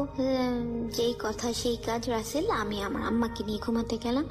বলে রাখা ভালো আমার আম্মা 5 ওয়াক্ত নামাজ পড়ে। আমার আম্মার রুমে 2টা কোরআন শরীফ আছে, সো আমরা ওই 2টা কোরআন শরীফ রেখে দিলাম যে আজকে ঘুমাবো। আমার আম্মা ঘুমাতে আসলাম, আমরা কথা বলছি। তখন অনেক রাত্র, সেম ঘড়ি কাটা 3টা, আমার ওই সে কান্না শুরু। আমার আম্মা বলে যে তোমার এগুলো শুনতে হবে না, তোমাদেরকে তোমরা ঘুমাও। আমি বললাম ঠিক আছে। রাসেল আপনি বিশ্বাস করবেন না, আমি আমার আম্মার হাত শক্ত করে ধরে সেই দিন ঘুমাতে গেছি। আমার আম্মা তারপর দোয়াটা পরে আমার শরীর বন্ধ করে দিলেন, আমি ঘুমাতে গেলাম। আমার এখনো মনে আছে, আমি ডান দিকে ফিরলাম, ডান কাত হলাম, আমার আম্মা বাম কাত হলেন। এসি রুম, ফ্যান নেই কোথাও, সো কিছু পড়ার বা কোথাও কিছু নড়ার কোনো চান্স নেই। জানি না আমার লিসেনাররা বিশ্বাস করবেন কিনা, বাট এটা একদম সত্যি যে ওই যে রুমে মানে আলমিরাতে থাকা একটা হ্যাঙ্গারটা ছিটকে এসে আমার পায়ে বরাবর পড়লো। আমি তখন কি চিৎকার দিব নাকি অন্ধকারের মধ্যে লাফ দিব, আমি নাকি আম্মাকে ডাকবো, আমি মানে আর ভয়ে শক্ত হয়ে গেলাম। তারপর আমি আমার আম্মার হাতটা ধরে আম্মাকে বললাম আম্মা। আমার আম্মা বুঝতে পেরেছে তখনই, কারণ আমার আম্মা আমার পাশে শোয়া ছিল। আমার আম্মা বলে যে তুমি ঘুমাও, কোনো নড়াচড়া করবে না, কোনো কথা বলবে না। তখন আমি আমার আম্মাকে জড়ায় ধরে দোয়াটা পরে শরীর বন্ধ করে আবার ঘুমাতে গেলাম। সেই ভয়টা তো আমার আছেই, কখন ঘুমিয়ে পড়েছি আমি বলতে পারবো না। সকালবেলা উঠলাম, তখন আমি আমার সিস্টারকে বললাম যে মালয়েশিয়াতে থাকে। আমার বোন বলে যে তোমরা বলে ভয় পাবা, এই জন্য আমি তোমাদেরকে কখনো কিছু বলিনি, বাট হ্যাঁ এখানে কিছু একটা আছে। এই যে এত অ্যাপার্টমেন্ট থাকার সত্ত্বেও কোনো বাঙালি স্টুডেন্ট বা যারা আসে বাংলাদেশ থেকে পড়ার জন্য ইউনিভার্সিটিতে, তারা এখানে এসে থাকতে পারে না, ওরা এখানে এসে টিকতে পারে না। আরেকটা কথা রাসেল বলে রাখা ভালো যে এই অ্যাপার্টমেন্টে সুইসাইড মানে যারা সুইসাইড করে এরকম ঘটনা বেশ কিছু। কোনো ছেলে বা মেয়ে 19 তলা 20 তলা থেকে পড়ে গেছে এই থেকে উইন্ডো দিয়ে। আমরা আসার 2 দিন পরে আরেকটা মেয়ে সুইসাইড করেছে। মানে আমার বোন বলে যে তোমরা বললে বিশ্বাস করবে না যে আমি তো এই বাসায় থাকি, রাতের অন্ধকারে ধরো তুমি শুয়ে আছো, বাথরুমের দরজাটা হঠাৎই খুলে যাবে, খুলে ধরো কোনো মহিলার একটা অবয়ব দেখা যাবে বা ও ডাকে বা এমন কিছু। আমি বলতে বলতে আমার সারা শরীর শিউরে উঠছে। রাসেল, আরেকটা কথা আমি বলি যে আমার বোনরা ওখানে অনেক দিন ধরেই থাকে, সো ওরা অলমোস্ট ইউজ টু এইসবে। বাট আমরা যেহেতু এগুলো ফেস করি না, আমি অনেক হার্ড টাইম মানে পেয়েছি, কারণ আমরা অলমোস্ট 15 ডেজ ছিলাম। 15 ডেজে আমি এক রাতও ঘুমাতে পারিনি, এভরি নাইটে কিছু না কিছু হতো। তারপর ঘটনায় আসা যাক। তার ডে 5-এ আমি আমার আম্মাকে বলছি যে আম্মা এভাবে কিভাবে থাকবো, মানে এরকম কুকুরের আওয়াজ, দেন এরকম ঘরের ভিতরে এরকম। তারপর আমার আম্মা বলল যে আরেকটা কাজ করতে পারো, শরীর তো বন্ধ করে শুবে, লাইটটা তোমরা সুইচ অফ করো না, লাইটটা জ্বালিয়ে ঘুমাবা। আমি বললাম ওকে ফাইন, লাইট জ্বালিয়ে ঘুমাবো। তারপরের দিন আমরা লাইট জ্বালিয়ে ঘুমালাম। সেই দিন আমাদের সাথে আর কিছু হয়নি। পরের দিন ডে 6, হ্যাঁ ওরকম আমরা সেম সারাদিন ঘোরাঘুরি, টায়ার্ড, খাওয়া দাওয়ার পর ঘুম। এখন তো আমাদের এমন অবস্থা হয়েছিল রাত আসলে আমাদের আর মানে ঘুম কি জিনিস সেটা মানে একটা আতঙ্কে পরিণত হয়েছিল, যেহেতু আমরা ইউজ টু না। ডে 6 আমরা ঘুমাতে গেছি, ওই দিনও লাইট জ্বালানো, উইন্ডোটা আটকানো, পর্দা লাগানো। রাসেল বিশ্বাস করবেন না, ঠিক এই ঘড়ির কাঁটা 3টা কিছু একটা এসে, সোয়া 3টা কি 3:30 কিছু একটা এসে বাড়ি খেলো সেই জানলাতে। মনে কি বাজ পাখির মতো একটা কিছু একটা মানে ওখানে এসে পাখা ঝাপটাচ্ছে আর বারবার মানে পাখা সাউন্ডটা, আমরা কিন্তু কিছু দেখি না, সাউন্ড এরকম পাখাটা ঝাপটাচ্ছে আর চলে যাচ্ছে। তো এরকমই চলতে থাকে। এরকম আমরা 15 ডেজ ছিলাম। 15 ডেজে এভরি নাইটে কিছু না কিছু হতো, দরজায় টোকা পড়া বলেন, এরকম কিছু না কিছু ছিলই। তো রাসেল এই ছিল ঘটনা, অনেক বড় হয়ে গেল। ভালো লাগলে শোনাবেন। থ্যাংক ইউ সো মাচ তাকে এত সুন্দর একটা প্রোগ্রাম উপহার দেওয়ার জন্য। সরি আমি ঢাকা থেকেও আসতে পারিনি বলে। ভালো থাকবেন, আল্লাহ হাফেজ। আপাতত একটা ঘটনা যাচ্ছি স্টেট রেডিও 4 FM। চলুন শুনে আসি আমাদের হাফেজ মাইনুদ্দিন ভাই কি বলেন। জি, আসসালামু আলাইকুম। ওয়ালাইকুম সালাম। ঘটনাটা আমি শেয়ার করতেছি ঢাকা এবং একটি গ্রামেরই। জি, সেটা আমাদের ঢাকার থেকে লালবাগেরই, এখান থেকে বিক্রমপুর 16 করে একটি বিয়ে বাড়িতে যাওয়া হয় অনুষ্ঠানে। তো সেখানে ঢাকার মানুষ গিয়েছে, তো সেখানে বিয়ের অনুষ্ঠানটাতে রাত থাকা হলো। তো সেই রাত্রিবেলাতে যখন বিয়ে বাড়ির মানুষগুলো খাওয়া দাওয়া করতেছিল, তো সেখানে শান্তা নামক একটি মহিলা, তো উনি যখন খাওয়া দাওয়া করতেছে, ওনার পায়ের কাছে নিচে একটি সাপ দেখতে পায়। জি, এবং সাপটা এমন ভাবে ফোনা তুলে তার দিকে তাকিয়েছিল, সে দেখা মাত্র সে যে একটা চিৎকার করবে, সে চিৎকারটা করতে পারেনি। কেননা দেখার সাথে সাথে সে এরকম বলল যে চোখ থেকে তার একটি আলোক ঝলক মারিয়ে দিল। জি, সে এরকম আলোক রশ্মি দেখার পরেই সেখানে সে জ্ঞান হারিয়ে ফেলে। তখন সেই মানুষগুলো বিয়ে বাড়ির তাকে ধরে নিয়ে বিছানায় নিয়ে গেল। সেখানে একজন বৃদ্ধ মহিলা ছিল, বয়স্ক, উনি একটু ঝাড়ফুঁক করে দিল। সেই ঝাড়ফুঁক করাতে সে আরো বিগড়ে গেল, খুব রাগান্বিত করে দিল, খুব রাগারাগি করতে লাগলো যে সব ঘর থেকে বের হয়ে যায়, আমাকে একা থাকতে দিই। সে এমন আচরণ দেখে তখন সবাই বলল ঠিক আছে ও বিশ্রাম করুক, আমরা বাইরে চলে যাই। ওনাকে ঘরের মধ্যে ঘুম পাড়িয়ে দিল এবং সবাই চলে গেল অনুষ্ঠানে। তো কিছুক্ষণ পর সেই শান্তা মেয়েটার ছোট বোন ঘরে যখন প্রবেশ করে, তখন সেই ছোট্ট মেয়েটা দেখে যে তার বোনের মাথার কাছের সামনে সেই সাপ বসে আছে এবং তার সাপের মাথাটা ওই মহিলার কপালের মধ্যে ঘষাঘষি চলতেছিল, ঘষাঘষি করতেছে। এটা দেখে ছোট মেয়েটা চিৎকার দিল সাপ বলে। জি তখন সবাই চলে আসলো, এসে দেখে যে সাপটা নেই। জি সবাই খুঁজতে লাগলো, কিন্তু যে নাকি ঘুমিয়ে আছে শান্তা, চোখ বন্ধ করে ঘুমিয়েছে, কিন্তু ঘুম চোখে বলতেছে এই তোরা সব ঘর থেকে বের হ, আমাকে একা থাকতে দে, আমি একা থাকবো, আমাকে বিরক্ত করবি না, ওর কথায় তোরা কান দিবি না, তোরা সব বের হয়ে যা, আমি একাই থাকবো। এমন আচরণ দেখে সেই গ্রামের মানুষগুলো বলতেছে যে আচরণ তো ভালো দেখা যাচ্ছে না, অবশ্যই তাকে কোনো কিছু ধরেছে। জি তখন বলছে তোমরা কালকে ঢাকায় যেও, ঢাকায় গিয়ে একটা চিকিৎসা নিয়ে নাও। পরবর্তীতে তারা আসে ঢাকায় এবং সন্ধ্যাকালীন সেখানে আমি উপস্থিত থাকি, সেখানে আমি যাই। যখন আমাকে নিয়ে যাওয়া হয় সেখানে অদ্ভুত একটা বিষয় হইতেছে, আমি যাই দেখি যে উনি ঘুমিয়ে আছে, শুয়ে আছে।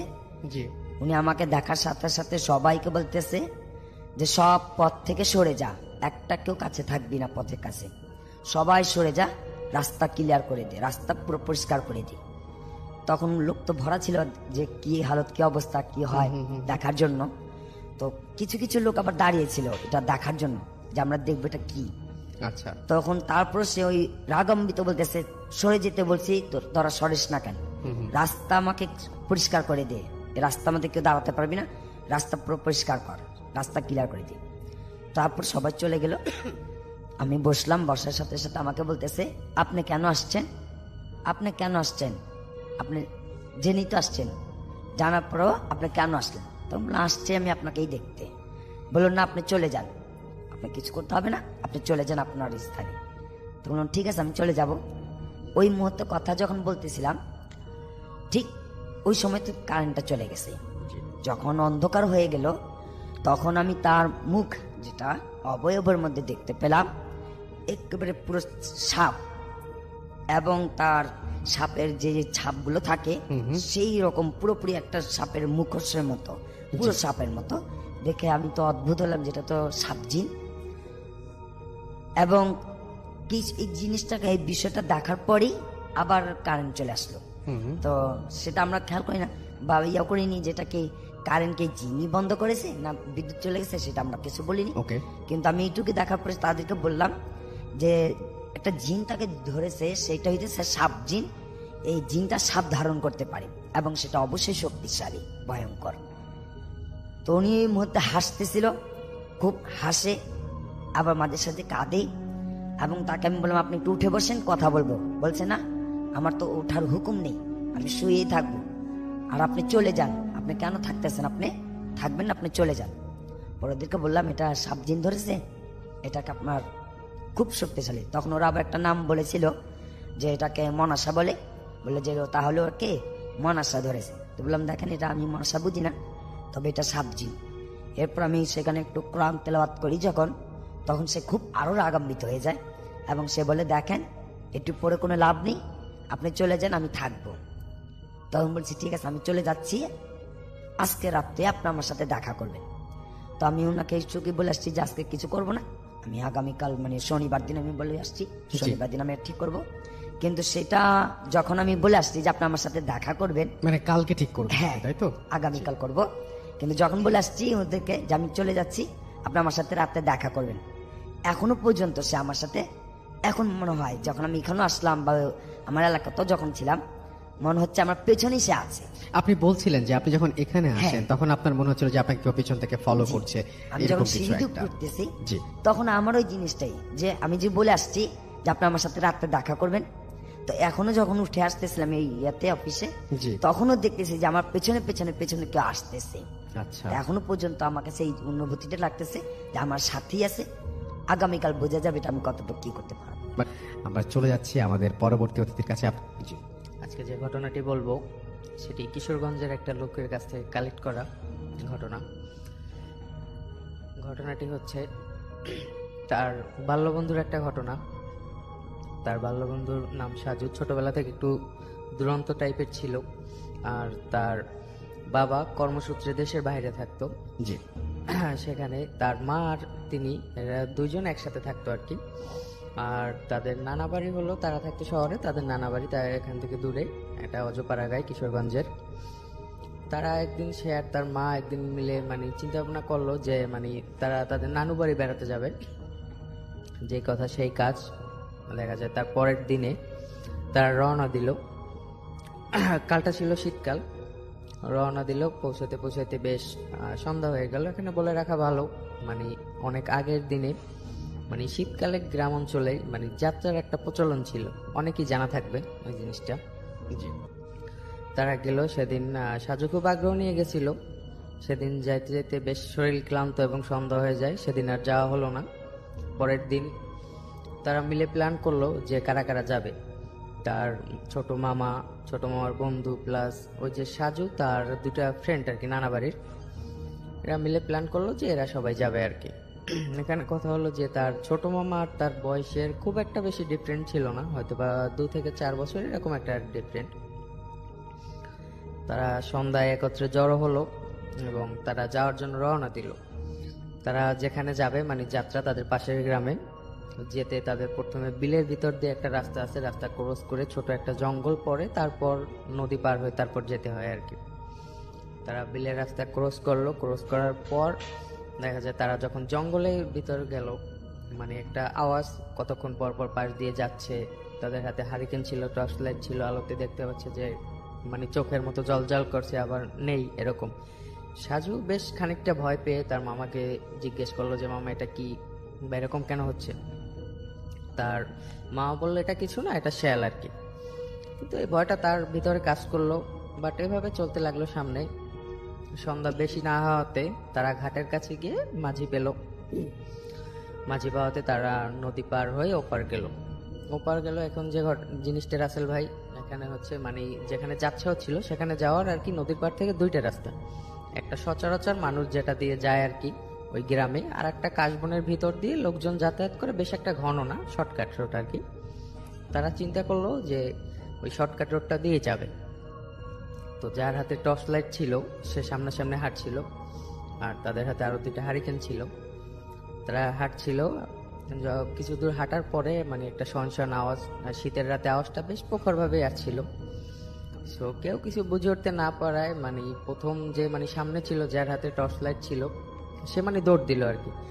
আর পিছনের যারা ছিল এরা মানে কি হয়েছে বা আদৌ এটা বুঝতে না পেরে তারাও তার সাথে সাথে দৌড় দিল আর কি একরকম।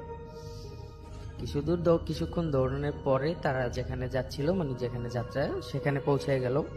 পৌঁছে যাওয়ার পর তারা মানে যাত্রা শুরু হওয়াতে তারা পিছনে যে দৌড় দিছে বা এরকম কিছু একটা, এই জিনিসটা আর কি আদৌ ভুলে গেছিল। তারা ভিতরে ঢুকলো।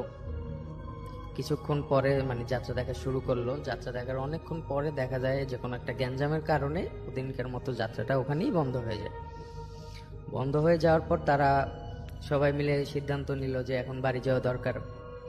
তারা প্রথমে মানে যে পথ দিয়ে আসছিল কাশবনের ওই পথ দিয়েই তারা আবার রওনা দিল। কিন্তু তাদের আসার সময় যে একটা ঘটনা বা দৌড় দেওয়া, এটা আদৌ তারা ভুলে গেছিল। আর দেখা যায় যে তারা যখন যায় মানে ওই পথ দিয়ে যাওয়ার সময় কোনো প্রবলেম ফেস করেনি। তারা নদীর পাড়ে পৌঁছে যায়। নদীর পাড়ে যেয়ে মানে কোনো নৌকা দেখতে পারে না, মানে রাত তখনও গভীর রাত, মোটামুটি গ্রাম অঞ্চলে মানে আশেপাশে কোনো লোকজন নেই, মাঝির বাড়িও চেনে না যেহেতু আর এক গ্রাম। তারা কি করবে ভাবতে ভাবতে কিছুক্ষণ পরে মানে দূর থেকে কিছু লোকের আওয়াজ পাচ্ছিল, মানে লোকের হাঁটার আওয়াজ, মানে লোক আসার আওয়াজ এরকম পাচ্ছিল। তারা টর্চের আলোতে যেটা দেখতে পায় সেটা হলো যে কিছু লোক একটা কাঁধে করে লাশ নিয়ে আসছে। তারা কাছাকাছি আসার পরে এক মুরব্বী জিজ্ঞেস করে যে বাবা ঘাটে কি নৌকা নেই? তারা না বলে সম্বোধন করে। না বলার পরে তারপর দেখা গেছে তারা কৌতূহলবশত জিজ্ঞেস করে যে মানে সে কিভাবে মারা গেল বা কি। এটা জিজ্ঞেস করার পর একটা লোক ঘটনা বলে যে পাশের গ্রামে, তারা যে গ্রাম থেকে আসছে ওই গ্রামে তার বাড়ি, এই গ্রামে হলো সে মানে এই গ্রামের জামাই আর কি, এই লোকটা, যে লোকটা মারা গেছে সাপে কাটায় মারা গেছে ফলে মানে তাদের গ্রামে নিয়ে যাওয়া হচ্ছে দাফন দেওয়ার জন্য। আশেপাশে নৌকা না থাকায় এক মুরব্বী বলল যে আমি মাঝির বাড়ি চিনি, মাঝির বাড়ি গিয়ে তাকে ডেকে নিয়ে আসছি। ওই মুরব্বীর সাথে আরো 2 জন প্লাস সাজু মিলে তারা দেখা গেছে মাঝির বাড়ি যায়। আচ্ছা, যাওয়ার পরে দেখা গেছে অনেক ডাকাডাকির পরে তারা মাঝির সারা শব্দ না পেয়ে মুরব্বী বলল যে নৌকাটা নিয়ে আমরা যাই, কালকে সকালে দিয়ে যাব। কারণ মানে মাঝি পরিচিত ছিল আর কি, এই কারণে মুরব্বী বলল যে কথা সেই কাজ। তারা নৌকায় উঠলে নৌকা নিয়ে রওনা দিল এবং যেখানে লাশটা রাখা ছিল ওখানে এসে পৌঁছালো। পৌঁছানোর পরে তারা সবাই এবং লাশটা নৌকায় উঠানো হলো। তারা যখন ঘাট থেকে নৌকা ছাড়বে এমন সময় একটা আওয়াজ আসলো যে আমাকে নিয়ে যাও, দাঁড়াও, এরকম একটা আওয়াজ আসলো। তারা টর্চ মেরে দেখে যে মানে একটু গুজা টাইপের একটা লোক, মানে মুখে চাদর পেঁচানো, শীতকালে মানে আসছিল। দেখে বোঝাচ্ছিল যে মুরব্বী টাইপের একটা লোক এরকম। তখন তাদের মধ্যে কিছু লোক বলল যে মুরব্বী নিয়ে যাও, আবার কিছু বলল যে না। এরকম করতে করতে একটা টাইমে দেখা যায় তারা রাজি হয়ে যায় যে মুরব্বী লোক, অনেক রাত্র হয়েছে, নিয়ে যায়। সো প্রথমে যে বিষয়টি হয় মানে মুরব্বী লোকটি যখন মানে নৌকায় উঠে, তারা এতগুলো লোক উঠার পরে মানে পানিতে যতটা নৌকা না ডেবেছিল মানে তারা অনুভব করছিল যে মানে মুরব্বী ওঠার পরে মানে বেশি পানিতে ডেবে গেছিল, কিন্তু বিষয়টা অতটা আমলে নেয় না। যা স্বাভাবিকভাবে লোকটি লাশের পায়ের কাছে বসা ছিল, যার মতো যে যে বসা, কেউ কথা বলছিল। নৌকা ছাড়লো। কিছুক্ষণ পরে একটা লোক মানে পিচাস বলে চিৎকার করে উঠলো। আচ্ছা, হ্যাঁ, এরকম চিৎকার করে ওঠার পরে সাথে সাথে তাদের পাশে যে লোকজন 2-3 জন লাইট মারলো। লাইট মেরে যেটা দেখছিল রাসেল ভাই, এটা হলো মানে লোকটি লাশের পায়ের মাংস খাচ্ছে, কাফন দিয়ে যে মোড়ানো ওটা পায়ের মাংস খাচ্ছে। এই বলে মানে অনেকেই দেখা যায় মানে যারা ছিল যে যার মতো মানে নদীতে ঝাঁপ দেওয়া শুরু করলো। শুধুমাত্র যে সাজু, এখানে বলে রাখা ভালো যে সাজু সাঁতার জানতো না, সে মানে টর্চ মেরে থমকে দাঁড়িয়ে রইলো। ওরকম দাঁড়িয়ে রওয়ার পর তারা মানে যারা নদীতে ঝাঁপ দিছিল তারা যখন কিনারায় পৌঁছে মানে পিচেস বলে দৌড়াতে দৌড়াতে একটা সময় তারা লোকালয়ের ভিতর যায়। লোকালয়ের ভিতর যাওয়ার পরে দেখা যায় গ্রামের লোকজন তাদের ডাকাত বলে তাড়া করে। তাড়া করার পর দেখা যায় তারা যখন মানে গ্রামের লোকজন যখন জড়ো হয় তখন মানে তারা লোকজন জড়ো হয়ে জিজ্ঞেস করে কি হয়েছে বা কেন। এই সময় তাদের মানে কথা বলার মতো এরকম একটা পরিস্থিতি ছিল না। একজনে হঠাৎ করে উঠে বলে যে সাজু কোথায়, এরকম একটা কথা বলার পরে মানে এক গ্রামের লোকজন জিজ্ঞেস করে যে কি হয়েছে বিষয়টা। জিজ্ঞেস করার পরে দেখা যায় তারা ঘটনাটি সম্পূর্ণ খুলে বলার পরে গ্রামের কিছু লোক মানে তাদের সাথে যেতে রাজি হয় যে আমরা যাব। গ্রামের কিছু লোক প্লাস তারা মিলে দেখা যায় যে যায় নদীর পারে তারা যেখানে এক্সাক্ট যে ঠিকানাটা বলছিল মানে যে এখান দিয়ে আমরা করছি, কিন্তু আশেপাশে কোথাও কোনো নৌকা নেই। অনেক খোঁজাখুঁজির পরে দেখা যায় একটা কিনারায় অনেক দূরে, বেশ কিছু দূর নৌকাটার সন্ধান পায়। এখানে বিষয় হচ্ছে যে মানে নৌকা মানে নদীর এপার ওপারের দূরত্ব খুব যে একটা বেশি সেরকমও না, আর নদীতে কোনো স্রোতও ছিল না যে নৌকা অত দূর যাবে বা এরকম কিছু একটা ছিল না। তারা যখন যায় নৌকার কাছে মানে তারা যেটা দেখে সেটা দেখার জন্য আদৌ কোনো প্রস্তুত ছিল না যে নৌকা মানে লাশটা যে কাফনের কাপড় দিয়ে পেঁচানো ছিল, মানে কাফনের কাপড় সাইডে ফেলানো, সব রক্ত প্লাস কিছু মাংস এদিক ওদিক ছড়ানো ছিটানো, কিন্তু সাজু আর ওই যে বৃদ্ধ লোকটা তাকে আর কোথাও খুঁজে পাওয়া যাচ্ছে না। আশেপাশে অনেক খোঁজাখুঁজি করে, এমনকি পায়ের ছাপ পর্যন্ত নেই এরকম। তার খানিকক্ষণ পরে দেখা যায় আজান দেওয়ার পরে মানে পরবর্তীতে তাদের ভাষ্যমতে যেটা শোনা যায় যে তারা যখন নৌকায় উঠে তখন আনুমানিক রাত 12টা কি 1টা হবে, কিন্তু মানে যে আজান দেয় এত সময় যে মানে তাদের কিভাবে গেল বা মানে কি রকম গেছে তারা নিজেরাও জানে না। ভোর হওয়ার পরে দেখা যায় যে লাশটা যাদের লাশ, এদের আত্মীয় স্বজন লোকজন আসার পরে তাদের নিয়ে যায়, মানে লাশটা নিয়ে দাফন করার ব্যবস্থা করে। কিন্তু ওই যে সাজুকে আর কোথাও খুঁজে পাওয়া গেল না। অনেক চেষ্টার পরও মানে কোথাও খুঁজে পাওয়া গেল না। এভাবে অনেক দিন গেল। অনেক দিন যাওয়ার পরে দেখা যায় প্রায় মাস 6 পরে যে ঘটনাটি ঘটা শুরু করে সেটি হলো মানে অনেকেই শুনতে পেল সন্ধ্যার পরে, মানে যখন তারা নদীর পাড় দিয়ে যায় তখন শুনতে পেল যে দাঁড়াও, কই যাও, আমাকে নিয়ে যাও, এরকম কেউ শুনতে পায়। কেউ হাসি কান্না এরকম আওয়াজ শুনতে পায়। বিশেষ করে কেউ যদি একা যায় মানে তার সাথে এইটা এরকম বেশি ঘটনা ঘটে। তারপর দেখা যায় রাতের বেলা যখন মানে মাঝি নদী এপার ওপার করে, কোনো বাতাস নেই, কোনো ঢেউ নেই, নৌকা উল্টে যাচ্ছে, এরকম অনেক ঘটনা। একটা পর্যায়ে দেখা যায় যে রাতে চলাচল বন্ধ করে দেয় মানুষ, এমনকি মানে দিনের বেলায় কেউ যদি মানে একা যায় তাও সাথে করে একজন দুজন নিয়ে যায়, এরকম এরকম ঘটা শুরু করে। এই ছিল রাসেল ভাই আমার ঘটনা। Thank you so much. আপনার ঘটনার জন্য আপনাকে অনেক ধন্যবাদ। এটা হচ্ছে একটা ছোট্ট বিরতি নিয়ে আসবো এবং বিরতির পরে আমাদের আরো একজন অতিথি আছেন, তার ঘটনা শুনবো। স্টে টিউন ফর ইউ ফুর্তি এফএম এন্ড ডু ফুর্তি। নামটা প্লিজ একটু বলবেন, কোথা থেকে এসেছেন সেটা বলবেন, তারপরে আপনার ঘটনায় যাব। হ্যালো এভরিওয়ান, আমি ইনজামাম, এসছি ওল্ড ঢাকা থেকে। জি। আমি আমার ঘটনায় সরাসরি চলে যাচ্ছি। গত ঈদ উল ফিতরে আমি যখন এই যে ছুটিতে যখন বাড়িতে যাচ্ছি, আমার বাসা হোম ডিস্ট্রিক্ট নড়াইলে। তো অবশ্যই সেক্ষেত্রে যদি আমি মাওয়াঘাট দিয়ে যাই, গোপালগঞ্জের রোডটা আমার ক্রস করতে হবে, আমার ওই এরিয়াটা দিয়ে যাইতে হবে। তো আমি মাওয়াঘাট যখন পার হলাম সন্ধ্যাবেলায়, পার হওয়ার পরে আমি একটা মাইক্রোবাসে উঠলাম, যেটাকে কালনা পর্যন্ত যাই, কালনাঘাট পর্যন্ত। তো মাইক্রোতে ওঠার পরে আমি সামনে উঠলাম ড্রাইভারের বাম সাইডে। তো কিছু দূর যাওয়ার পরে কৌতূহলবশত আমি ড্রাইভারকে জিজ্ঞেস করলাম যে ভাইয়া, আপনি তো এই রোডে অনেক দিন ধরে গাড়ি চালান বা ড্রাইভ করেন, সেক্ষেত্রে আপনার কি কোনো এক্সপিরিয়েন্স আছে প্যারানর্মাল বা ভৌতিক কোনো ঘটনার সাথে? তা ফার্স্টে উনি কিছু বলতে চাইলো না, আমার সাথে ফাজলামি বা এরকম একটা হাসাহাসি করলো। তো আমি আবার অনেক জোর করার পরে সে বললো যে মামা, ঘটনা যেহেতু শুনতেই চাচ্ছেন তাহলে বলি আমার নিজের ঘটনা। তো মাইক্রোবাস চালানোর আগে তিনি লেগুনা টাইপের কোনো একটা গাড়ি চালাইতেন। তো আমাকে বললো যে যখন আমি ওই লেগুনা চালাইতাম তখন একদিন হঠাৎ আমি রাত্রে যাত্রী সব নামিয়ে দিয়ে আমি বাসার দিকে যাচ্ছিলাম। তো কিছু দূর যাওয়ার পরে আমি দেখি সামনে আমার রোডের ভিতরেই সামনের দিকে অনেক কুয়াশা, গরমকাল থাকা সত্ত্বেও সেখানে অনেক কুয়াশা দেখতে পান। তো ওটা দেখে তিনি বিচলিত হন না, যেহেতু উনি আমাকে আগেই বলেছিল যে আমি অনেক সাহসী বা এরকম কিছু। তো উনি ওই কুয়াশার ভিতর দিয়ে গাড়িটা চালিয়ে দিল। চালিয়ে দেওয়ার পরে উনি সামনে কিছু গাছগাছালি, বট গাছ টাইপের যে গাছগুলো থেকে ওইভাবে বড় বড় গাছ দেখতে পান। তো আবারও সাহসিকতার পরিচয় দিয়ে গাছের ভিতর দিয়ে গাড়ি চালিয়ে দেওয়ার চেষ্টা করে। তো কিছুক্ষণ পরে দেখে সব কিছু নর্মাল। আবার তিনি যখন ড্রাইভ করতে শুরু করেন, কিছুক্ষণ পরে আবার ওই রোডের উপর কিছু লাশ দেখতে পান, সাদা কাপড় দিয়ে জড়ানো এরকম টাইপের কিছু লাশ দেখতে পান। তা উনি আবার একটু ভয় পেয়ে যান। ভয় যখন পান তখনই গাড়ি থেকে নেমে আশেপাশে হাঁটাহাঁটি করেন আর ভাবতে থাকেন যে আসলে আমি এখন কি করব, কি করা উচিত আমার। তো যে উনি যখন সব লাস্টে যখন ভাবেন যে আমি ওই লাশের উপর দিয়ে গাড়ি চালাবো, তো যখন গাড়িতে উঠে তখন আবারও আরেকবার ভাবে যে কি করব না করব। তো এক পর্যায়ে উনি লাশের উপর দিয়ে গাড়িটা চালিয়ে দেন। চালিয়ে দেওয়ার পরে উনি তখন আর কিছু জানেন না। তো সকালবেলা যখন হলো তখন উনি নিজেকে হসপিটালে বেডে আবিষ্কার করেন এবং সেখানে উনি ইনজুরির অবস্থায় ছিলেন। আর তার গাড়িটা গোপালগঞ্জ ওই রোডের পাশেই খাদের কিনারায় ছিল।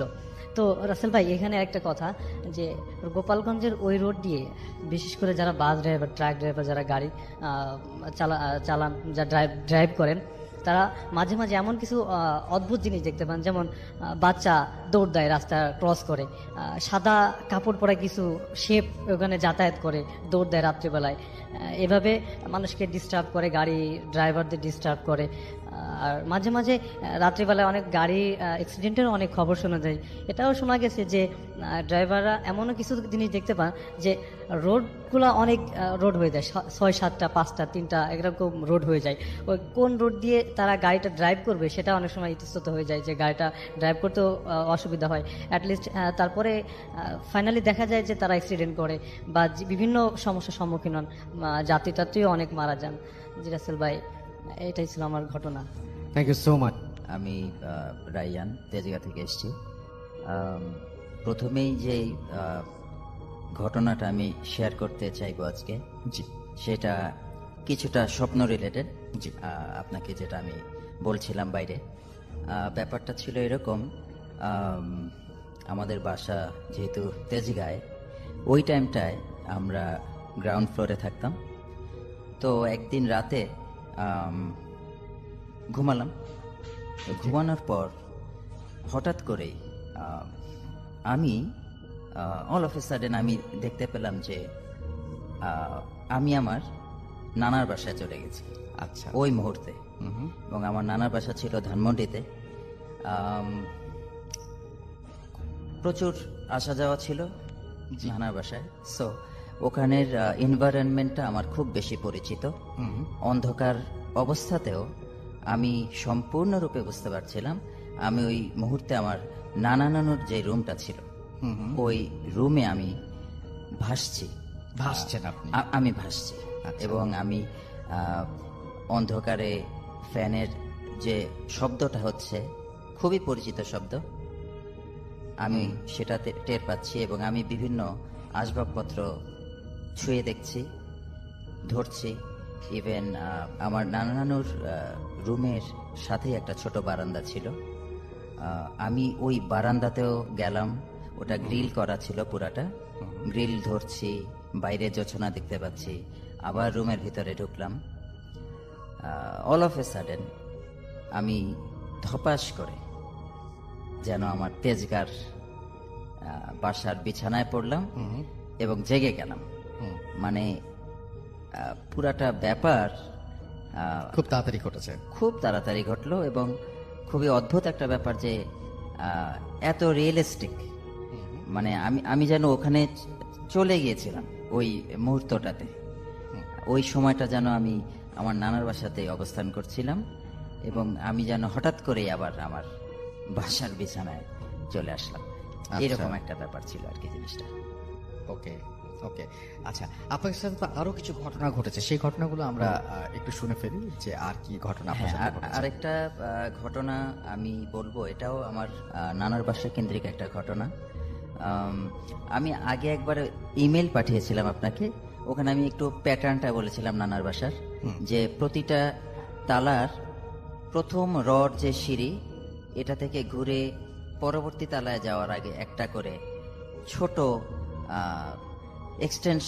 এক্সটেন্ডেড তালা ছিল, যেটাকে আমি যে 1.5 তালা 2.5 তালা এভাবে বলেছিলাম। তো 3.5 তালার একটা ঘটনা বলি আমার নানার বাসায়। ওই টাইমটাতে আমার নানার বাসায় কিছু মেরামতের কাজ চলছিল। তো যে কারণে ওই মেরামতের কাজ যারা করছিলেন তাদের একজন লিডার ছিল, তাকে সবাই সর্দার বলে ডাকতো। তো আমি 3.5 তালার যে রুমটা ছিল ওটার বারান্দায় গিয়ে দাঁড়ালাম। তো দেখলাম ওই সর্দার নামে যিনি, উনি রুমের ভেতরে একটা চৌকির মতো ছিল, ওখানে বসে টুকটাক কাজ করছেন। সামথিং যেমন বিভিন্ন যে কাজের জন্য রাজমিস্ত্রির কাজে যেসব জিনিসগুলো ব্যবহৃত হয় ওরকম জিনিসগুলো গুছাচ্ছেন, বের করছেন, রাখছেন, সামথিং লাইক দ্যাট। তো আমি বারান্দায় দাঁড়িয়ে ওনার দিকে যখন তাকালাম, উনি আমাকে বললেন, তোমাকে একটা জিনিস দেখাবো, তুমি দেখবা?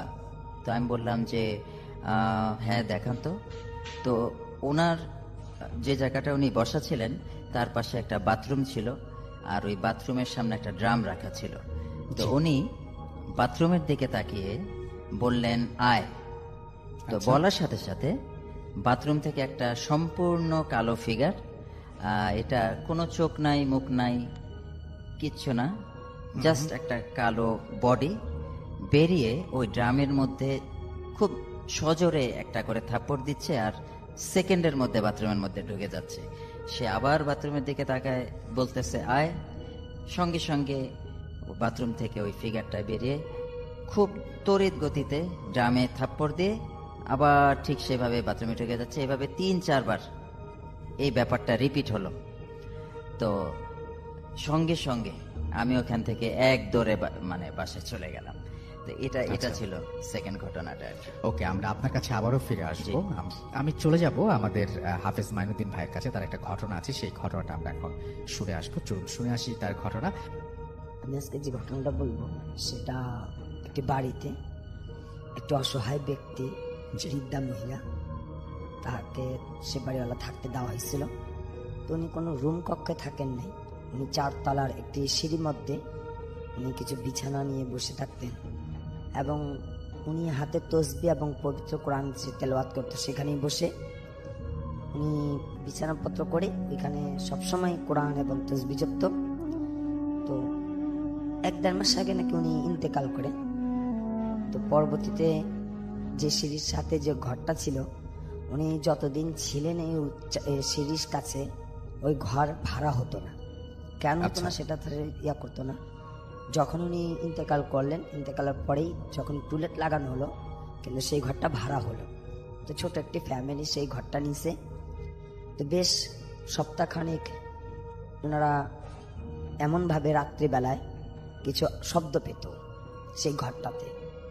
রাত্রিবেলা যখন বাতি জ্বলতে থাকতো 1টা পর্যন্ত, তখন তারা এরকম শুনতে পারত সেই মহিলার কণ্ঠে বাতিটা নিভানোর জন্য, এই বাতিটা নিভাও। আবার এমন এমন সময় অনেকে বলতো রাত্রিবেলাতে, এই আমাকে ভাত দাও, এবং ধমক দিত, শাসন করতো, এরকম কিছু শব্দ শুনতো। তো নতুন ভাড়াতে তো ভাবতো যে আশপাশ থেকে হইতেছে অথবা কোথাও থেকে হইতেছে, নিজের ঘর থেকে যে হইতেছে তারা এটা নিজেরা এটা বুঝতে পারেনি। যখন এরকম প্রায় ঘটনা হইতেছিল কয়েকটা দিন, তখন তারা এরকম বুঝে নিল যে এটা তো আমাদের ঘর থেকে। এবং দরজাতেও যখন নক করা হতো, তারা দরজাটা খুলে দেখতো কেউ ছিল না। তো বিশেষ এরকম যখন এই কথাটাকে বাড়িওয়ালাকে বলা হয়, তখন বাড়িওয়ালা বলছে ঠিক আছে আপনারা একটা দোয়ার ব্যবস্থা করে দেন এবং ঠিক হয়ে যাবে। আমাদের কাছে এরকম একটা বৃদ্ধ মহিলা ছিল, সে তো মারা গেছে। তারপরে দোয়া আয়োজন করা হয়েছিল। এরপরও সেই শব্দগুলো হয়। ঘটনাক্রমে বেশ আজকে 2টা দিন আগে যখন এরকম রাত্রিবেলা দরজাটা নক করতেছে, তখন দরজাটা খুলে দেখে সেই বৃদ্ধ মহিলা, হ্যাঁ, হাতে তসবিহ পড়তেছিল এবং সাথে কোরআন তেলাওয়াত কোরআন শরীফ খুলে বসেছিল এবং খুব রাগান্বিত চোখে তার দিকে তাকিয়েছিল, বলছে আমার নামে নালিশ করছিস, আমি তোদেরকে এটা শাস্তি দেব। এরকম এলোমেলো অনেকগুলো কথা বলতেছিল। তখন তারা সে বাড়িওয়ালার কাছে অভিযোগ করে, সেটা বাড়িওয়ালা বলতেছে ঠিক আছে এটা আমি ব্যবস্থা নেব। এই মানুষটাকে তারা প্রায় দেখে যে ওনাদের ঘরে নক করা, কিছু চাওয়া, শাসন বারণ করা, বৃদ্ধা মহিলাটাকে দেখতে পারে। কিন্তু অথচ বৃদ্ধা মহিলা আজ থেকে 1-1.5 মাস আগে ইন্তেকাল করছে। এটাই আমার ছিল ঘটনা। ভাইয়া, থ্যাংক ইউ সো মাচ। আমি আপনাদেরকে শোনাচ্ছি আমাদের আজকের প্রথম অডিও ক্লিপটি, আশা করছি ভালো লাগবে। আমি নিহাত বলছি লন্ডন থেকে। আসলে আজকে যে ঘটনাটা আমি আপনাদের শোনাচ্ছি, এটা হয় কিনা আমি জানি না, but happened with us, it's very weird. Basically আমি আমার ওয়াইফ আমরা লন্ডনে আছি প্রায় 10 বছর, আর আমাদের একটা বেশ ভালো ফ্রেন্ড সার্কেল আছে এখানে। তো আমরা মাঝে মাঝেই সবাই প্ল্যান করে হলিডে ম্যানেজ করে আমরা ঘুরতে চলে যাই লন্ডনের বাইরে কোথাও। মোটামুটি বলতে গেলে UK, we have been in every corner of UK just to have some little fun holiday. Basically সব ওই হুল্লোড় ভিড়ভাট্টা থেকে একটু রিলিফ পাওয়ার জন্য আর কি বাইরে চলে যাই। তো যাই হোক, গত বছর 2018-এর এপ্রিলের দিকে, ফার্স্ট উইক অফ এপ্রিল, আমি, আমার ওয়াইফ বর্ষা, আমার কাজিন তুষার, আমার ফ্রেন্ড আসিফের ওয়াইফ জুই, আতিক ভাই আর রিয়াদ, আমরা সবাই আয়ারল্যান্ডে যাই একটা হলিডে স্পেন্ড করার জন্য। তো আয়ারল্যান্ডে ওখানে আমরা একটা কটেজ বুকিং করি, basically kind of holiday house আসলে।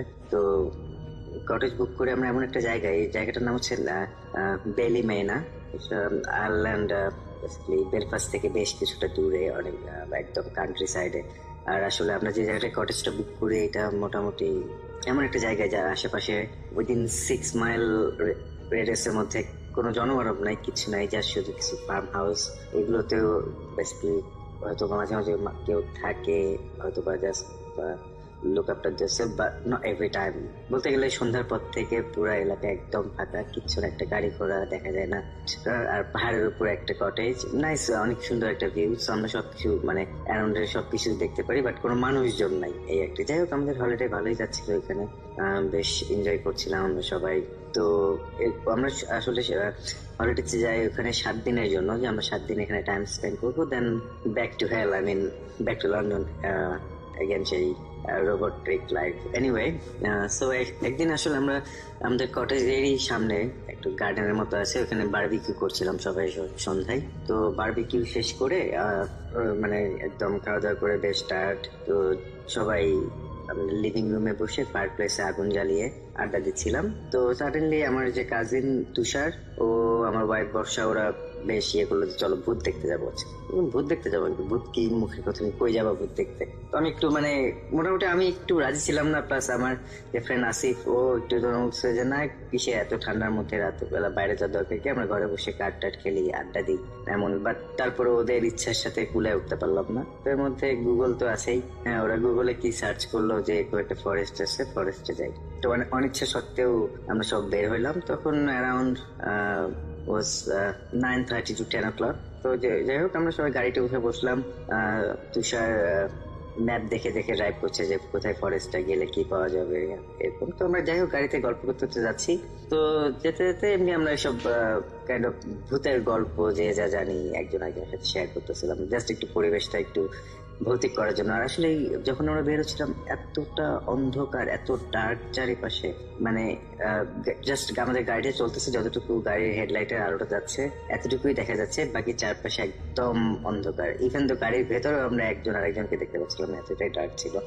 তো যাই হোক এরকম ফান করতে করতে সাডেনলি আমরা করলাম কি, আমাদের ওই একটা অ্যাপস ডাউনলোড করলাম, kind of funny apps, it's not realistic. তো বেসিক্যালি এটা মাঝে মাঝে জাস্ট ফর ফান, এটা নাথিং সিরিয়াস, বাট আমরা এটা নিয়ে ফান করছিলাম। মাঝে মাঝে দেখাচ্ছিল যে যেখানে মানে লাল ডট, রেড কিছু ডট ছিল, সেই ডট গুলা মিনস এখানে কোনো স্পিড কিংবা কিছু এই জাতীয় কিছু আছে এরকম। যাই হোক আমরা এটা নিয়ে ফান করছিলাম। তো করতে করতে কথা বলতে বলতে আমরা বেসিক্যালি যে ফরেস্টের দিকে যাওয়ার প্ল্যান করছিলাম ওটার এক্সিটটা মিস করি। আর ওটার এক্সিট মিস করা মানে টু বি অনেস্ট, একটা এক্সিট যখন ইউকে ড্রাইভে মিস করা যায় দেখা যায় এটা জন্য অনেক লং, মানে one way route, so long time ঘুরে আবার এই জায়গায় আসতে হবে। তো দেখা যাচ্ছিল আমরা ওটা মিস করার ফলে অনেক দিন ঘুরে আসতে হবে। তো এই মুহূর্তে সাজেস্ট করলাম ঠিক আছে এটা যখন মিস হলো এখানে যাওয়ার দরকার নাই, দেখো আশেপাশে আর কিছু আছে কিনা কাছে, তো আমরা ওইখানে যাই। তো যাই হোক এরকম আরেকটা খুঁজে দেখা গেলো যে হ্যাঁ আরেকটা আছে, এটা এখান থেকে প্রায় 1 ঘন্টার মতো ড্রাইভ।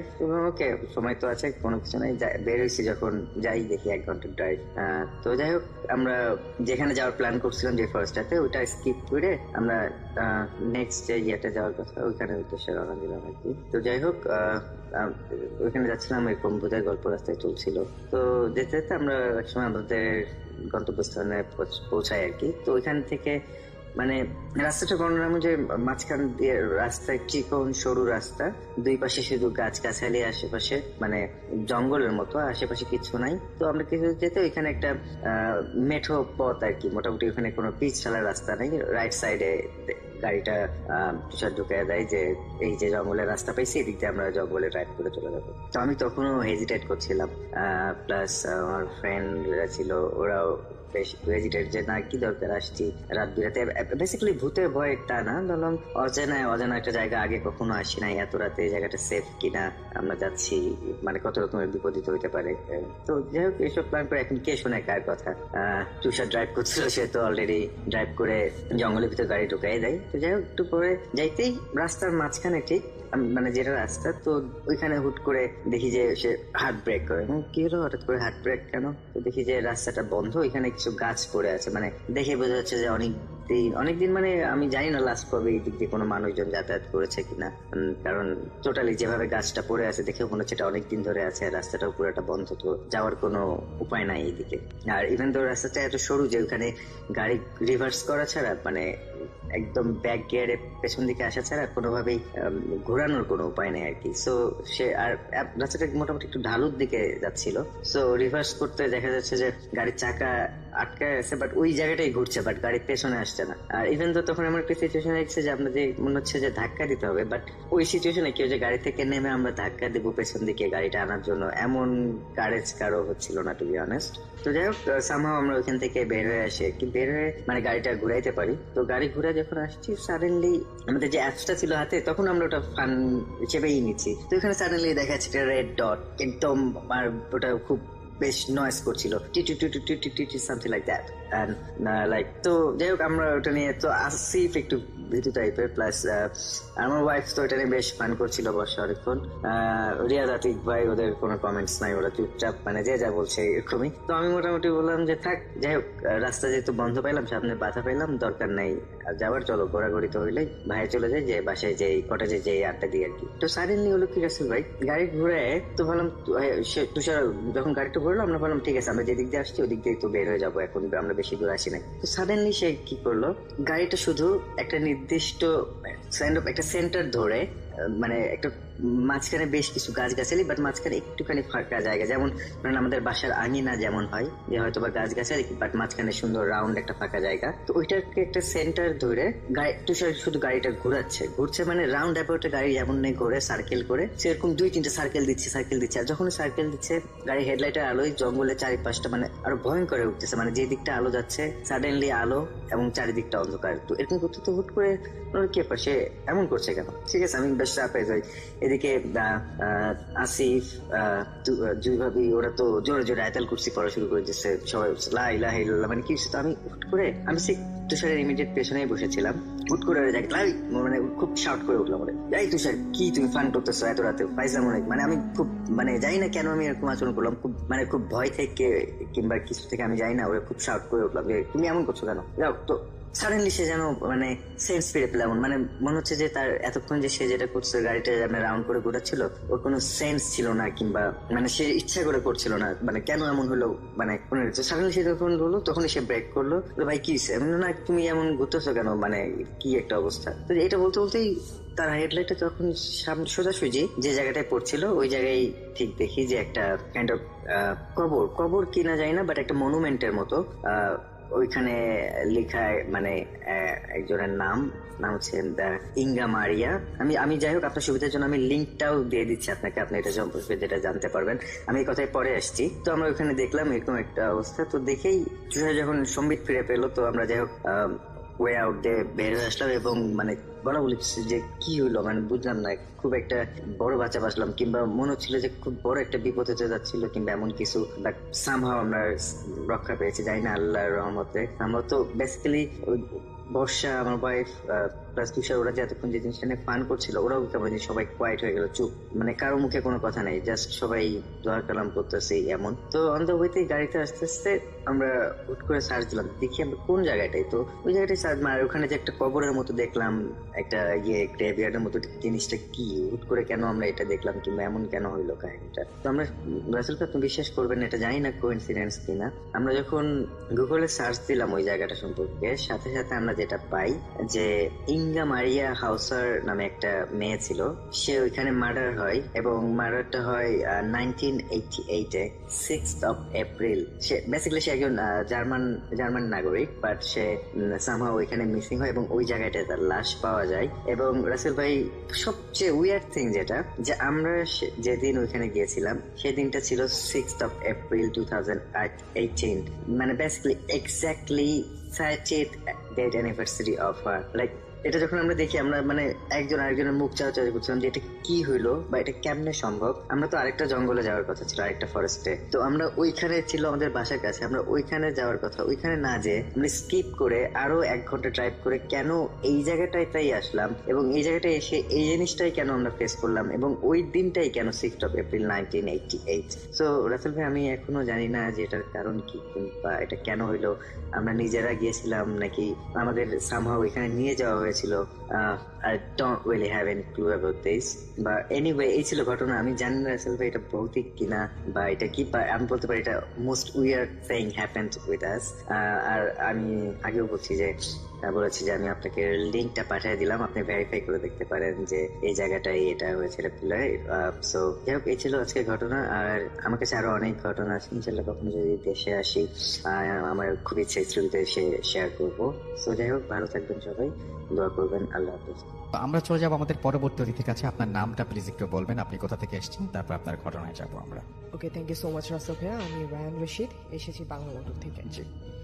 আমি যে স্টোরিটা বলবো এই স্টোরিটা হচ্ছে আমি এর আগেও এই স্টোরি সম্পর্কে বলেছি একজন সম্পর্কে। অ্যাকচুয়ালি আমি হচ্ছে ছোটবেলা থেকে একটা মিশনারি স্কুলে পড়ে বড় হয়েছি। সে যে চার্চটা রয়েছে সেখানে হচ্ছে আমি প্রায় যেতাম। তো চার্চে গিয়ে আমার অনেকের সাথেই দেখা হয়েছিল ভাইয়া।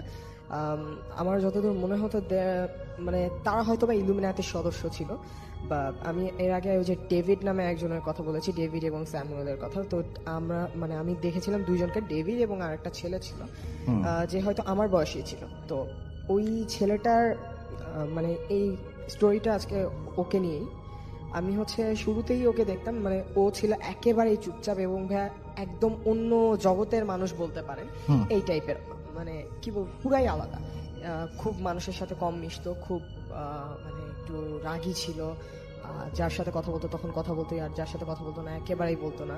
তো ওই ডেভিডের সাথে আমার পরিচয় হওয়ার কারণে, ডেভিডে যখন ওকে মানে আমার সাথে ওকে পরিচয় করা দেয়, তখন হচ্ছে মানে আমাদের দুজনের খুব ভালো একটা আন্ডারস্ট্যান্ডিং হয়ে যায় এবং আমরা খুব ভালো ফ্রেন্ডস হতে থাকি ধীরে ধীরে।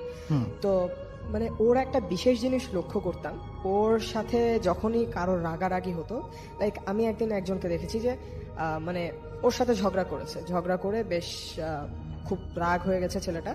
তো বলছে যে তুই আজকে বাসায় যা, তোকে দেখে নেব, তুই যা, তোকে দেখে নিচ্ছি। তো যেই ছেলেটাকে ও বলেছে, শোনা গেছে যে ওই দিন বেলা ও বাসায় যেতে যেতে রোড অ্যাক্সিডেন্ট করেছে।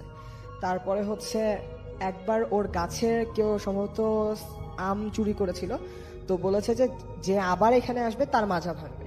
তো ভাইয়া সেম ভাবে সে গাছে উঠতে গিয়েছিল আরেকবার, তো ওইখানে শোনা যায় এরকম কারোর মাজা ভেঙে গিয়েছিল। তো এই টাইপের মানে ও যা বলতো মানে অ্যাকুরেট তাই হতো। এবং হচ্ছে এইভাবে হতে হতে একদিন দেখা যায় ওর আঙ্গুলের একটা অংশ জাস্ট নেই, ঠিক আছে? তো এই যে মানে এই জিনিসটা দেখার পরে সবাই জিজ্ঞাসা করা হয় যে কি হয়েছে তোমার আঙ্গুলে, কি হয়েছে? তো ও জাস্ট বলে যে আমার মেশিনে হাত চলে গিয়েছিল, যার কারণে একটু প্রবলেম হয়েছে। লাইক সবাই তো জিজ্ঞাসা করবেই হাতে ব্যান্ডেজ দেখাতে, মানে দেখলে। তো ও জাস্ট ঢাকার জন্য এই জিনিসটা বলে। তো একদিন দেখা যায় তার আর একটা আঙ্গুলের এইরকম পার্টস নেই। এভাবে দেখতে দেখতে ওর হাতের প্রায় ম্যাক্সিমাম পার্টই নেই। তো ওকে পরে যে, আর আশ্চর্যজনক বিষয় হলো ভাইয়া, ও জাস্ট হাতে কোনো মতে ব্যান্ডেজ করে এসেছে। লাইক আপনার যদি আঙ্গুল কেটেও যায় বড় আকারের, আপনাকে ডাক্তারের কাছ থেকে ড্রেসিং করাতে হবে, সেলাই করাতে হবে, অনেক ঝামেলা। বাট ওর তেমন কিছু না, জাস্ট কভার করে দেওয়া। তো এই টাইপের জিনিস দেখার পরে আমি মানে ওকে জিজ্ঞাসা করি যে সত্যি করে বলবা কি হয়েছে, আমি মানে বুঝতে পারছি যে তুমি এই জিনিসটা কোনো স্বাভাবিক জিনিস না, কি হয়েছে সত্যি করে বলবা। তো ডেভিডও ওই সময় আমার সাথে খুব ক্লোজ ছিল এবং ডেভিডের সাথে ওই ব্ল্যাক ম্যাজিক, ডেভিল স্পিরিট, এই টাইপের অনেক বিষয় নিয়ে কথা হতো। ডেভিড একবার ওকে আমার বাসায়ও নিয়ে গেছিল। তো এরকম হচ্ছে ও 2-3 দিন মানে কথা বলার পরে, বেশি জোরাজোরি করার পরেও আমাকে বলে ঠিক আছে আজকে তোমাকে বলবো আমি, তুমি একটা কাজ করো, তুমি আমার বাসায় আসো। আমি বলছি যে তোমার বাসাটা কোথায়? বলে যে ঠিক ডেভিডের বাসার অপোজিটে। তো আমি ঠিক ওইখানেই যাই ভাইয়া। যাওয়ার পরে মানে ঢুকতেই দেখি ওই ওদের বাসায় না মানে কোনো কিছুই ছিল না, ওর মা বাবাও কেউ ছিলেন না, মানে বাসাটা পুরাটাই ফাঁকা, একটা রুম ছিল ফাঁকা।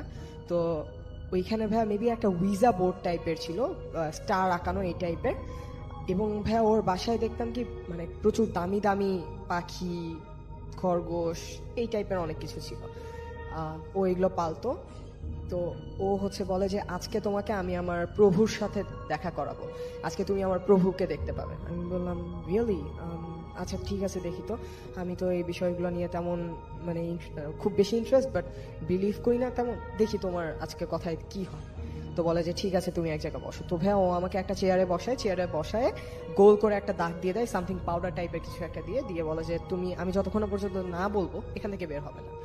এরপরে ভাইয়া ও করে কি, ও আরেকটা ওই যে স্টার ছিল, স্টারে বসে যায়। স্টারের ঠিক মাঝখানে একটা পাথর ছিল, ও পাশ থেকে একটা বিশাল মানে ম্যাকাও যে পাখি রয়েছে ভাইয়া, ওই পাখিটাকে এনে আর একটা নিজে এক্সপেরিয়েন্স করেছে একদম নিজে চোখে। এবং ভাইয়া ম্যাকাও পাখিটাকে এক হাত দিয়ে এনে ওর মাথাটাকে কোনো মতে রেখে আর একটা পাথর দিয়ে বাড়ি দেয় এবং ওর মাথাটা আলাদা হয়ে যায়। এবং এটাকে আপনার চোখের সামনে ঘটেছে? একেবারে চোখের সামনে। এবং জিনিসটা খুবই কি বলবো অত্যন্ত ভয়ানক ছিল, যে বিকজ আর পাথরটা ছিল একেবারে ভাই চোখা টাইপের এবং অনেক ধারালো, যার কারণে হচ্ছে মাথাটা আলাদা হয়ে যায়। এবং ভাই ওই যে ব্লাডটা বের হয় ওর বডি থেকে, তো ওই যে মানে ওই স্টারটা কোন একটা মানে অংশ ফিল আপ করে দেয় ওই ব্লাড দিয়ে হচ্ছে ভাইয়া সামথিং কিছু একটা পড়তে থাকে, বলতে থাকে, বলে যে তুমি আসো, আমি তোমার জন্য ওয়েট করছি। দেন হচ্ছে আরো কিছু কিছু সামথিং, ওর কাছে একটা বই টাইপের ছিল, ওই টাইপের মানে ওই জিনিসটা দেখেও আরো বলতে থাকে। এই টাইমে ভাইয়া ঠিক ওই সামনে একটা পর্দা ছিল, পর্দার আড়াল থেকে কেউ একজন কথা বলে ওঠে, কি হয়েছে, কি সমস্যা, হঠাৎ আমাকে ডাকলে? তো বলে যে মানে তখন ও পিছন থেকে বলে, তোমাকে ডাকলাম, তোমাকে তো আমি ডিস্টার্ব করছি না, তোমার ভালোর জন্যই তো বলছি। তো শোনো, আমার একটা ঝামেলা হয়েছে, আমার এই প্রবলেম, জাস্ট ওর একটা প্রবলেম শেয়ার করে যে আমার এই ঝামেলা হচ্ছে, তুমি কিছু একটা করো। তখন হচ্ছে বলে, ঠিক আছে তাহলে তুই তোর ভাইয়ের সাথে একবার কথা বলে নিস। ওর মানে ভাইয়া এরপরে মানে ওইখান থেকে আর কোনো আওয়াজ টাওয়াজ আসে না, ঠিক হয়ে যায়। তো তখন হচ্ছে ভাইয়া পরের দিন সকালে শোনা যায় ওর হচ্ছে এরকম ভাইটা মানে হঠাৎ করে রোড অ্যাক্সিডেন্টে মারা গেছে। তো ওর কাছে জিজ্ঞাসা করা হয় যে এরকম বলা হলো যে তোমার মানে ভাইয়ের সাথে কথা বলে নাও, আবার হঠাৎ এই জিনিসটা হলো। বললো যে অ্যাকচুয়ালি কি আমি যেই জিনিসটা ডিমান্ড করেছিলাম ওর কাছে, এর জন্য ওই ম্যাক কাউটা ওকে বলি দেওয়াটা মানে এনাফ না, তো ও হচ্ছে যার কারণে আমার ভাইকে নিয়ে নিল। আর হচ্ছে আমি বললাম যে তোমার এখন মানে কি, তোমার মানে ভাইয়া অবাকজনক ছিল যে ওর ভাইকে হারিয়েছে, বাট ওর মুখে কোনো দুঃখের কোনো ছাপ নেই, জাস্ট ওর মতোই আছে। এই টাইপের জিনিস দেখার পরে আমি বললাম যে তাহলে তোমার এই যে তোমার হাত কাটছো ধীরে ধীরে, তো এটা লাস্ট স্টেজটা কি হতে পারে? বলে যে কি বলো লাস্ট স্টেজ, আমি তো আমার প্রভুর জন্য জানও দিয়ে দিতে পারি, ও আমার সব, আমি দেখো আমি যা বলি তাই হয়। তো ও তো মানে ও আমার এত কথা শুনে আমি ওর জন্য জানটা দিতে পারবো না? অবশ্যই। কি হলো? তো হচ্ছে ভাইয়া এরপরে মানে এরকম চলতেই থাকে, ও এই টাইপের যা বলে তাই হয়ে যায়। আর একটা টাইমে শোনা যায় যে ভাইয়া ছেলেটা মারা গেছে, হঠাৎ করেই চার্চে একদিন শুনি যে ও মারা গেছে। তো ভাইয়া ও যখন হচ্ছে মানে ওর বডিটা যখন আনা হয়, জাস্ট দেখেছিলাম যে ওর মুখের ভেতর থেকে ওর বা হাতটা ঢুকিয়ে মানে ঘাড়ের পেছন থেকে বের করলে যেরকম অবস্থাটা হয়, ঠিক মানে প্রচন্ড বিদঘুটে অবস্থা ভাইয়া। এবং মুখের ভেতর থেকে নিয়ে পেছন দিয়ে বের করা হাতটা, এবং এই অবস্থায় ওর লাশটাকে রাখা, কোনো মতে ঢেকে দেওয়া। আমি জাস্ট মানে দেখে ওইখানে জাস্ট এক নজর দেখেছিলাম ভাইয়া, এবং এত ভয়ানক ছিল বিষয়টা। ওর এক হাত তো মানে অর্ধেক ছিলই না, আর সাথে এই জিনিসটা ছিল। এবং এটা দেখার পরে মানে বুঝে গেছিলাম যে ব্যাপারটা আসলে কোনো সাধারণ বিষয় ছিল না। এবং চার্চে যারা আরো অনেকে ছিলেন তারাও বুঝেছিলেন যে অ্যাকচুয়ালি কোনো স্বাভাবিক কিছু ছিল না। পরে তারা অনেক কিছু খুঁজেছিলেন, বাট তেমন কিছুই পাইনি ভাইয়া। এইটাই ছিল আমার story. Thank you so much. আমরা চলে যাবো আমাদের প্রথম অতিথির কাছে। আপনার নামটা প্লিজ একটু বলবেন, আপনি কোথা থেকে এসেছেন সেটা একটু বলবেন, তারপরে আপনার ঘটনায় যাব, এবং আশা করছি যে এই ঘটনাটি আপনাদের ভালো লাগবে। আপনার থার্ড নাম্বার যে ঘটনাটি, ছোট্ট ঘটনা যদিও, আমরা একটু শুনে আসি। ধন্যবাদ রাসেল ভাই। আমি রায়ান, তেজগাঁ থেকে। আমার এখনের যে ঘটনাটা আমি শেয়ার করব সেটা আমার নানার বাসার কেন্দ্রিক একটা ঘটনাই। আমি একদিন বিকাল বেলায় ছাদে হাঁটছিলাম, তো হঠাৎ করে দেখলাম যে নানা বাসার পাশের যে বিল্ডিংটা, ওটার ছাদে একটা ঘুড়ি এসে পড়লো।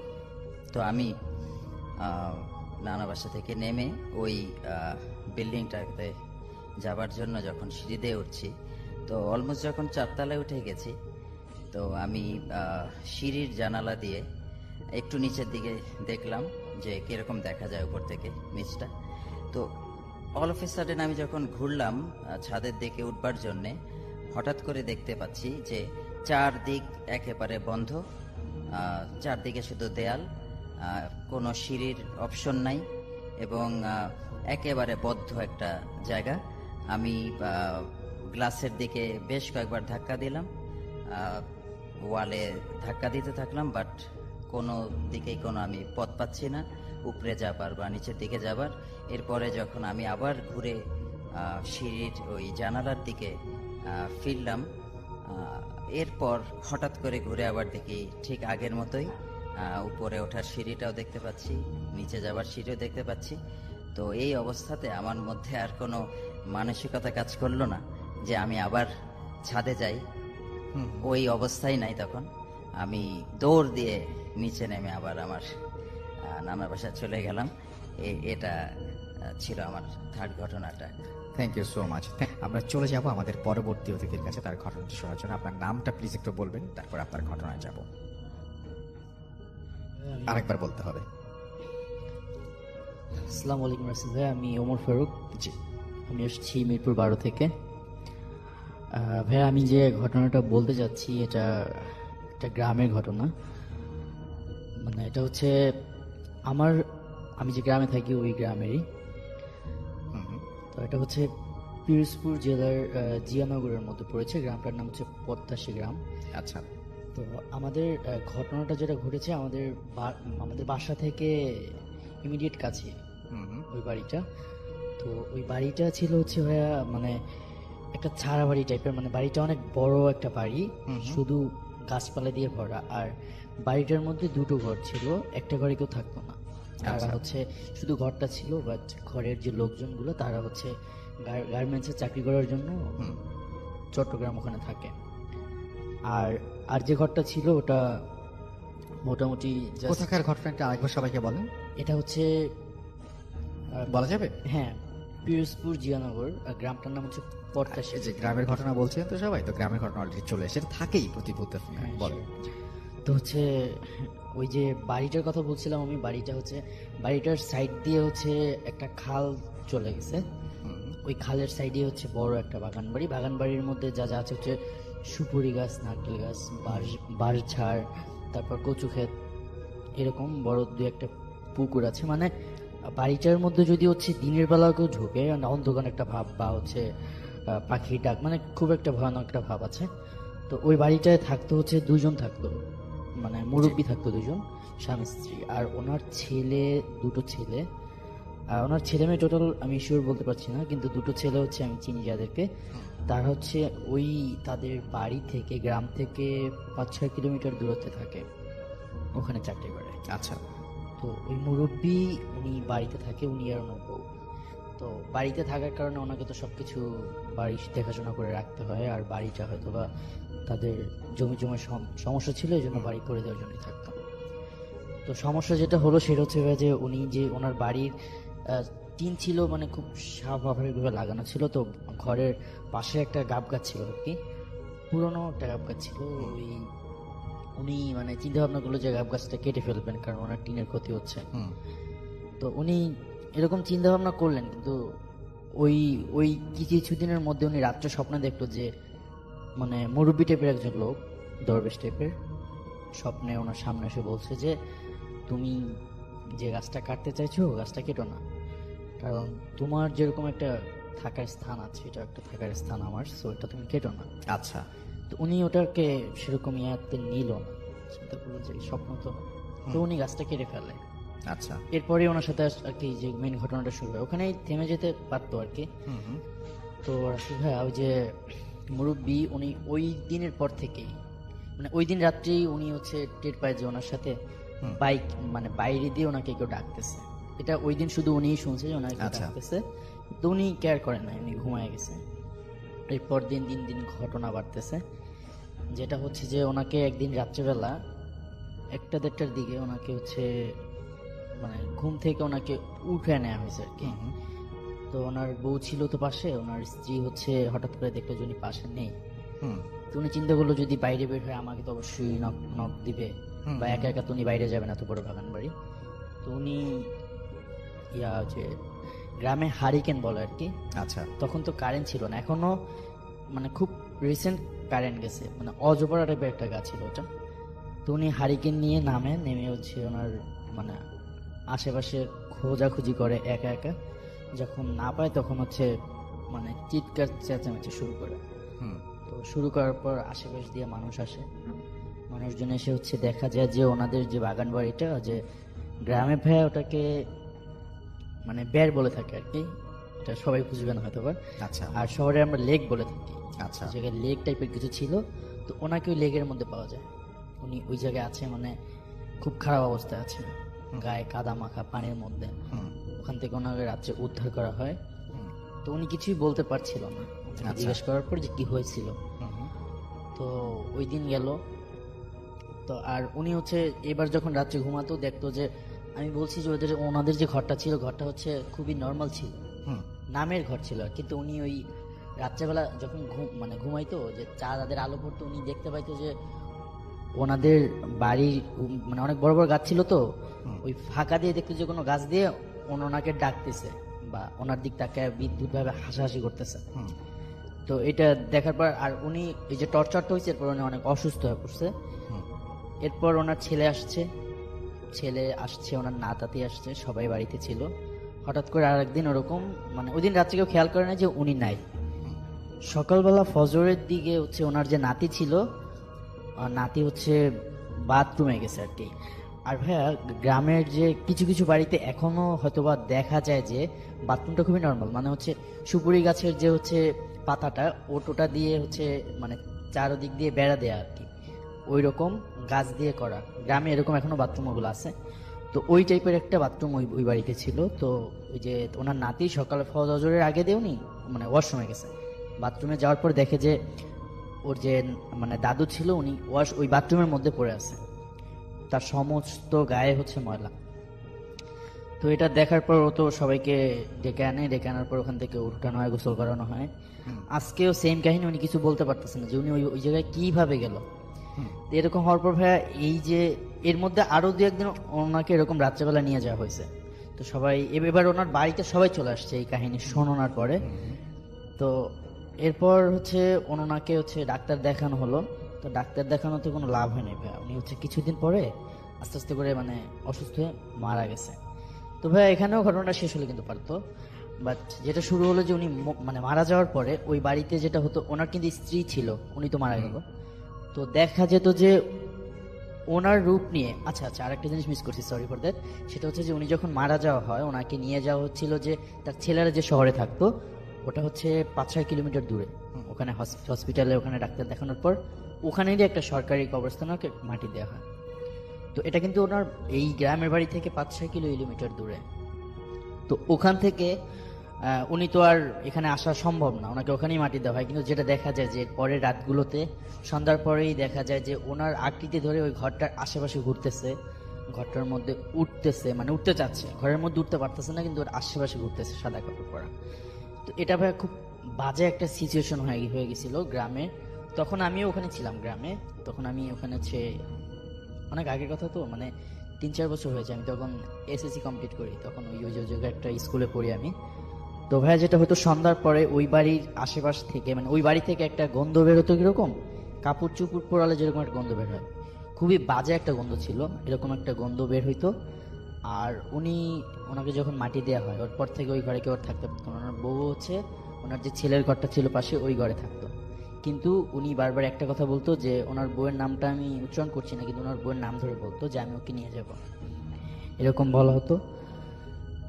সো ভাইয়া এরকম হওয়ার পর পাশের যে বাড়িগুলো ছিল তারাও তো খুব মানে নাজেহাল অবস্থায় ছিল। তো একটা ছেলে সন্ধ্যার চিন্তা করছে যে প্রত্যেক সন্ধ্যা এরকম হয়তো আমি একদিন সন্ধ্যা একটু কোরআন তেলাওয়াত করে দেখি।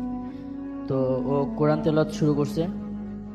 এবার হচ্ছে ঘর থেকে ঘোরাঘুরি, ওই ঘরের পাশে এখন আর ঘুরছে না, ওনাদের সীমানার লাস্টে এসে ওকে চিৎকার করে বলতেছে যে তুই কোরআন তেলাওয়াত কর, অফ কর, নাহলে কিন্তু তোর ক্ষতি করে ফেলবো, আমি তোদের কিছু করতে চাচ্ছি না, তোরা জাস্ট ওকে আমারে দিয়ে দে। ওনার স্ত্রীর কথা বলতেছে, ওকে আমারে দিয়ে দে। আর ওকে দেওয়ার কারণ হচ্ছে ভাইয়া ওই যে গাছটা কাটছিল উনি ওনার স্ত্রীকে জিজ্ঞেস বলছিল, ওনার স্ত্রীও সেম কথা বলছে যে কেটে ফেলো, ওগুলো কি বিশেষ করে, এই জন্য ওনার বইয়ের উপর ও রাখছিল। তো ভাইয়া আর এরকম হওয়ার পর ও আবার কোরআন তেলাওয়াত করা বন্ধ করে দিছে, ও ভয় পেয়ে গেছে আর কি। আর যেটা হয়তো ওই রকম দেখে সন্ধ্যার পরে প্রত্যেকটা ঘরে গ্যাঞ্জাম লাগতো, মানে স্বামী স্ত্রীর মধ্যে কিচ্ছু হয় না সারাদিন, হঠাৎ করে স্বামী তার স্ত্রীকে ধূপধাপ মার শুরু করতেছে রিজন ছাড়া, এরকম শুরু হয়। তো ভাইয়া এরকম করতে করতে ওই বাড়ির একজন জামাই ছিল, উনি চট্টগ্রাম থাকতো, গার্মেন্টসে চাকরি করতো, উনি এই খবর পেয়ে বাড়িতে আসে। তো উনি সামথিং শুনছে যে হচ্ছে উনি মারা গেছে বা অসুস্থ এরকম, কিন্তু উনি আস্তে আস্তে হয়তো বা রাত 11টার মতো বাজছে, চাঁদনি রাত ছিল। উনি ওই বাড়ির সীমানায়, আমি বলছি কিন্তু যে ওই বাড়ির পাশে একটা খাল ছিল, তো খালটার উপরে সাঁকো আছে, সাঁকো পার হয়ে উনি বাড়িতে ঢুকতে হয়। উনি যখন সাঁকো পার হয় তখন দেখে যে ওই যে মুরব্বী ছিল আর কি, যে মারা গেছে, উনি ওনার সামনে এসে দাঁড়াইছে। কিন্তু অদ্ভুত ছিল যে ওনার সাইজটা ছিল একটু ডিফারেন্ট, খাটো টাইপের ছিল। কিন্তু উনি যখন ঢুকে ফর্মালিটি মেনটেন সালাম দিল, সালামের উত্তর দেয় না, কিন্তু উনি আস্তে আস্তে করে লম্বা হচ্ছে। ফার্স্টে ছিল এক হাইট, পরে হাইট বাড়তেছে। তো এইটা দেখে উনি হচ্ছে মেনে নিতে পারে না, উনি ওখানে অজ্ঞান হয়ে পড়ে যায়, পরে ওনার জ্বর হয়, ওনার অবস্থা খুব খারাপ হয়ে যায়। কিন্তু এখন ব্যাপারটা হচ্ছিল যে ওনাদের যে জাস্ট ফ্যামিলিরা শুধু ক্ষতিগ্রস্ত হচ্ছে না, ভয় পাচ্ছে না, পুরো গ্রামবাসী একটা ইয়ার মধ্যে ছিল, আতঙ্কের মধ্যে ছিল। সন্ধ্যার পরে কেউই বাইরে বেরোতে পারতো না, তো এরপর ভাইয়া সবাই মিলে সিদ্ধান্ত নিল যে এইটাকে কিছু একটা করতে হবে। তো এরপর ওখানে দু একজন কবিরাজকে নিয়ে আসা হয়, আর আমাদের ওখানে বাজারে একটা মসজিদ আছে, মানে ওই মসজিদের ইমাম সাহেবকে খবর দেওয়া হয়। তো উনি ফার্স্টে রাজি হয়নি, তারপরে 2-3 জন মিলে আর কি ওই বাড়িতে সন্ধ্যা একটা করে আসর করে। আসর অনেক গ্রামবাসী ছিল ওখানে। আসর করার পর হচ্ছে সামথিং কিছু হচ্ছে তারা দোয়া পড়লো, আর হচ্ছে মানে লোহার রড টাইপের ছিল অনেকগুলা, ঝাড়ু এইসব অনেক কিছু ছিল। তো ওনারা একটা গোল একটা দিয়ে ওখানে চাইরো সাইড দিছিল আগুন দিয়ে। তারপর ওখানে হচ্ছে ওকে হাজির করা হয়, মানে কিছু দেখা যায় না, কিন্তু আওয়াজ আসছিল ওখান থেকে, আর ওখানের যে আগুনটা ওটা নিভে গেছিল আর কি। এরপর বলা হয় যে তুই কেন আসছিস, তো ঘটনাটা পুরাই বলে যে এরকম এরকম হয়েছিল, আমি নিষেধ করার পর হয়েছে। তারপর ওকে চলে যেতে বলা হয়, ও কোনোভাবেই যেতে চায় না। লাস্ট টাইম মানে দোয়া দুরুদ পড়ার কারণে তারপর বলে যে কি কি নিয়ে যাবে, তারপর বলে যে এই বাড়ির যে বড় গাছটা আছে এই গাছের আমি ডালটা নিয়ে যাব। ওটা হচ্ছে সিরাজ গাছ ছিল আর কি। তো এরকম অনেক কিছুর পর ওখান থেকে ছোটদের সরায় দেওয়া হয়। তারপর কিছুক্ষণ পরে মানে সবকিছু ঠান্ডায় ছিল, একটা ঝড়ের মতো আসে আর কি, আর ওই যে গাছটা ছিল গাছের একটা ডাল নিয়ে চলে যায় আর কি। তো এরপর থেকে ওই বাড়িতে এখন কেউ নাই, কিন্তু বাড়ির আশেপাশে এরকম কোনো সমস্যা এখনো পর্যন্ত নেই। কিন্তু তখন এটা খুব প্রচলিত ছিল, মানে সবাই জানে ব্যাপারটা এখনো, যারা ওখানে ওই টাইমটা ছিল আর কি। এটাই। ধন্যবাদ আপনাকে। আমি যে ঘটনা বলছি সেটি আমি আমার ছোট নানুর কাছ থেকে শুনছি। ছোট নানুর শ্বশুর বাড়ি হইতেছে পাবনায়। তো পাবনার একটা পুরনো গ্রাম, নাম খোলাপাড়া। গ্রামের মাঝখানে একটা অদ্ভুত নাকি বাড়ি আছে, সবাই যেটাকে বলে নীল বাড়ি। ইট সিমেন্টের গড়া না, টিন আর কাঠের তৈরি বাড়িটি, আর তার গায়ে এক ধরনের নীল রং করা ছিল অনেক আগে। এখন রং উঠে গিয়ে জায়গায় জায়গায় সাদা হয়ে গেছে, কিন্তু নামটা থেকে গেছে নীল বাড়ি। এই বাড়িতে একসময় থাকতেন জমিদার দীনেশ চন্দ্র রায়। স্বাধীনতার আগেই ওনার পরিবার বিলুপ্ত হয়ে যায়। শেষ পর্যন্ত শুধু দীনেশচন্দ্র ও তার নাতি সৌরভ বেঁচে ছিল। 1971 সালের পর এক রাতে হঠাৎ করেই নাকি তারা দুজন নিখোঁজ হয়ে যায়, কাউকে কিছু না বলেই যেন গায়েব।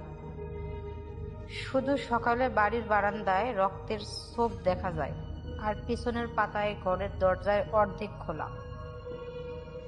এরপর থেকে আসলে নীলবালি খালি পড়ে আছে, ভাঙ্গা পোকার বাসা, জং ধরা কাঠ আর শুয়ে পড়া ছাদ। তবুও কেউ ভিতরে ঢোকে না। মানুষ বলে ভিতরে কিছু আছে, কেউ আবার বলে নীলবাড়ির নিচে কিছু আছে। এই কথাটাই আবার নতুন করে আলোচনায় আসে যখন 2 বছর আগে গ্রামের 2 তরুণ রায়হান আর জুবায়ের। রায়হান আর জুবায়ের আবার ছিল আমার ছোট নানুরেই ওনার ভাইয়ের 2 ছেলে। এক রাতে ওরা 2 ভাইয়ে চ্যালেঞ্জ নেয় যে ওই বাড়িতে রাত কাটাবে। তারা কি করে মোবাইল ফোন আর টর্চ নিয়ে ওরা ঢোকে, হাসি ঠাট্টা করতে করতেই ঢোকে। কিন্তু তারপর তারা দেখে যে ওটার ভিতরে নানান রকমের সমস্যা, আর ওরা কিন্তু কখনো ফিরেও আসে না। ওরা তখন আমাদের বাড়ির লোকজনের রাতভর ওদেরকে খোঁজাখুঁজি করে, থানা পুলিশ এগুলোও করে। পরে জানানো হয় যে কিন্তু কোনো হদিসও পাওয়া যায় না ওদের। সকালে তাদের মোবাইল ফোনও পাওয়া যায় নীলবাড়ির ভিতরে একটা পুরনো কাঠের বাক্স।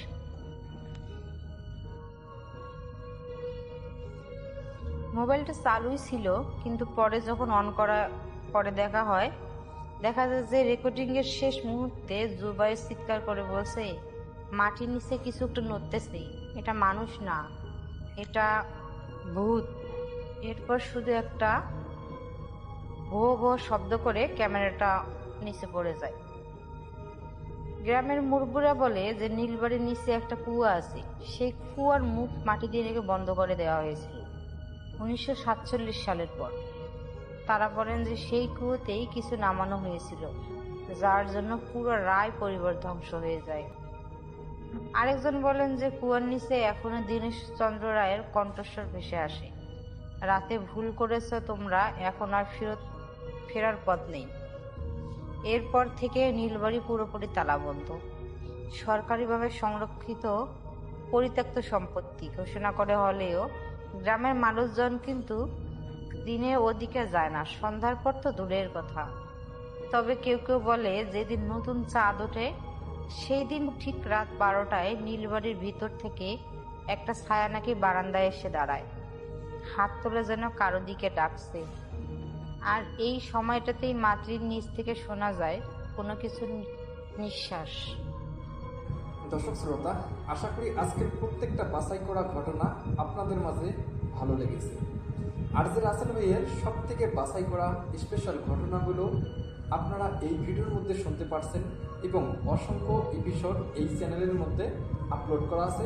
সেই ভিডিওগুলো চাইলে আপনারা দেখে আসতে পারেন, সেই এপিসোডগুলো আপনারা শুনতে পারেন।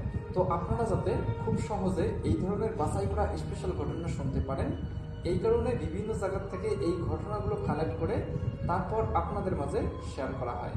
তাই অবশ্যই আপনারা এই চ্যানেলটি সাবস্ক্রাইব করে নেবেন, সাথে থাকা বেল আইকনটা অন করে দিবেন, যাতে করে রাত 10টা বাজে এই বাছাই করা স্পেশাল ঘটনাগুলো আপলোড দেওয়ার সাথে সাথে আপনারা শুনতে পারেন। তো আজকের জন্য এখানেই বিদায় নেব। আবারও আগামীকাল নতুন কিছু বাছাই করা স্পেশাল ঘটনা নিয়ে আপনাদের মাঝে চলে আসবো। সকলেই ভালো থাকবেন, সুস্থ থাকবেন। আল্লাহ হাফেজ।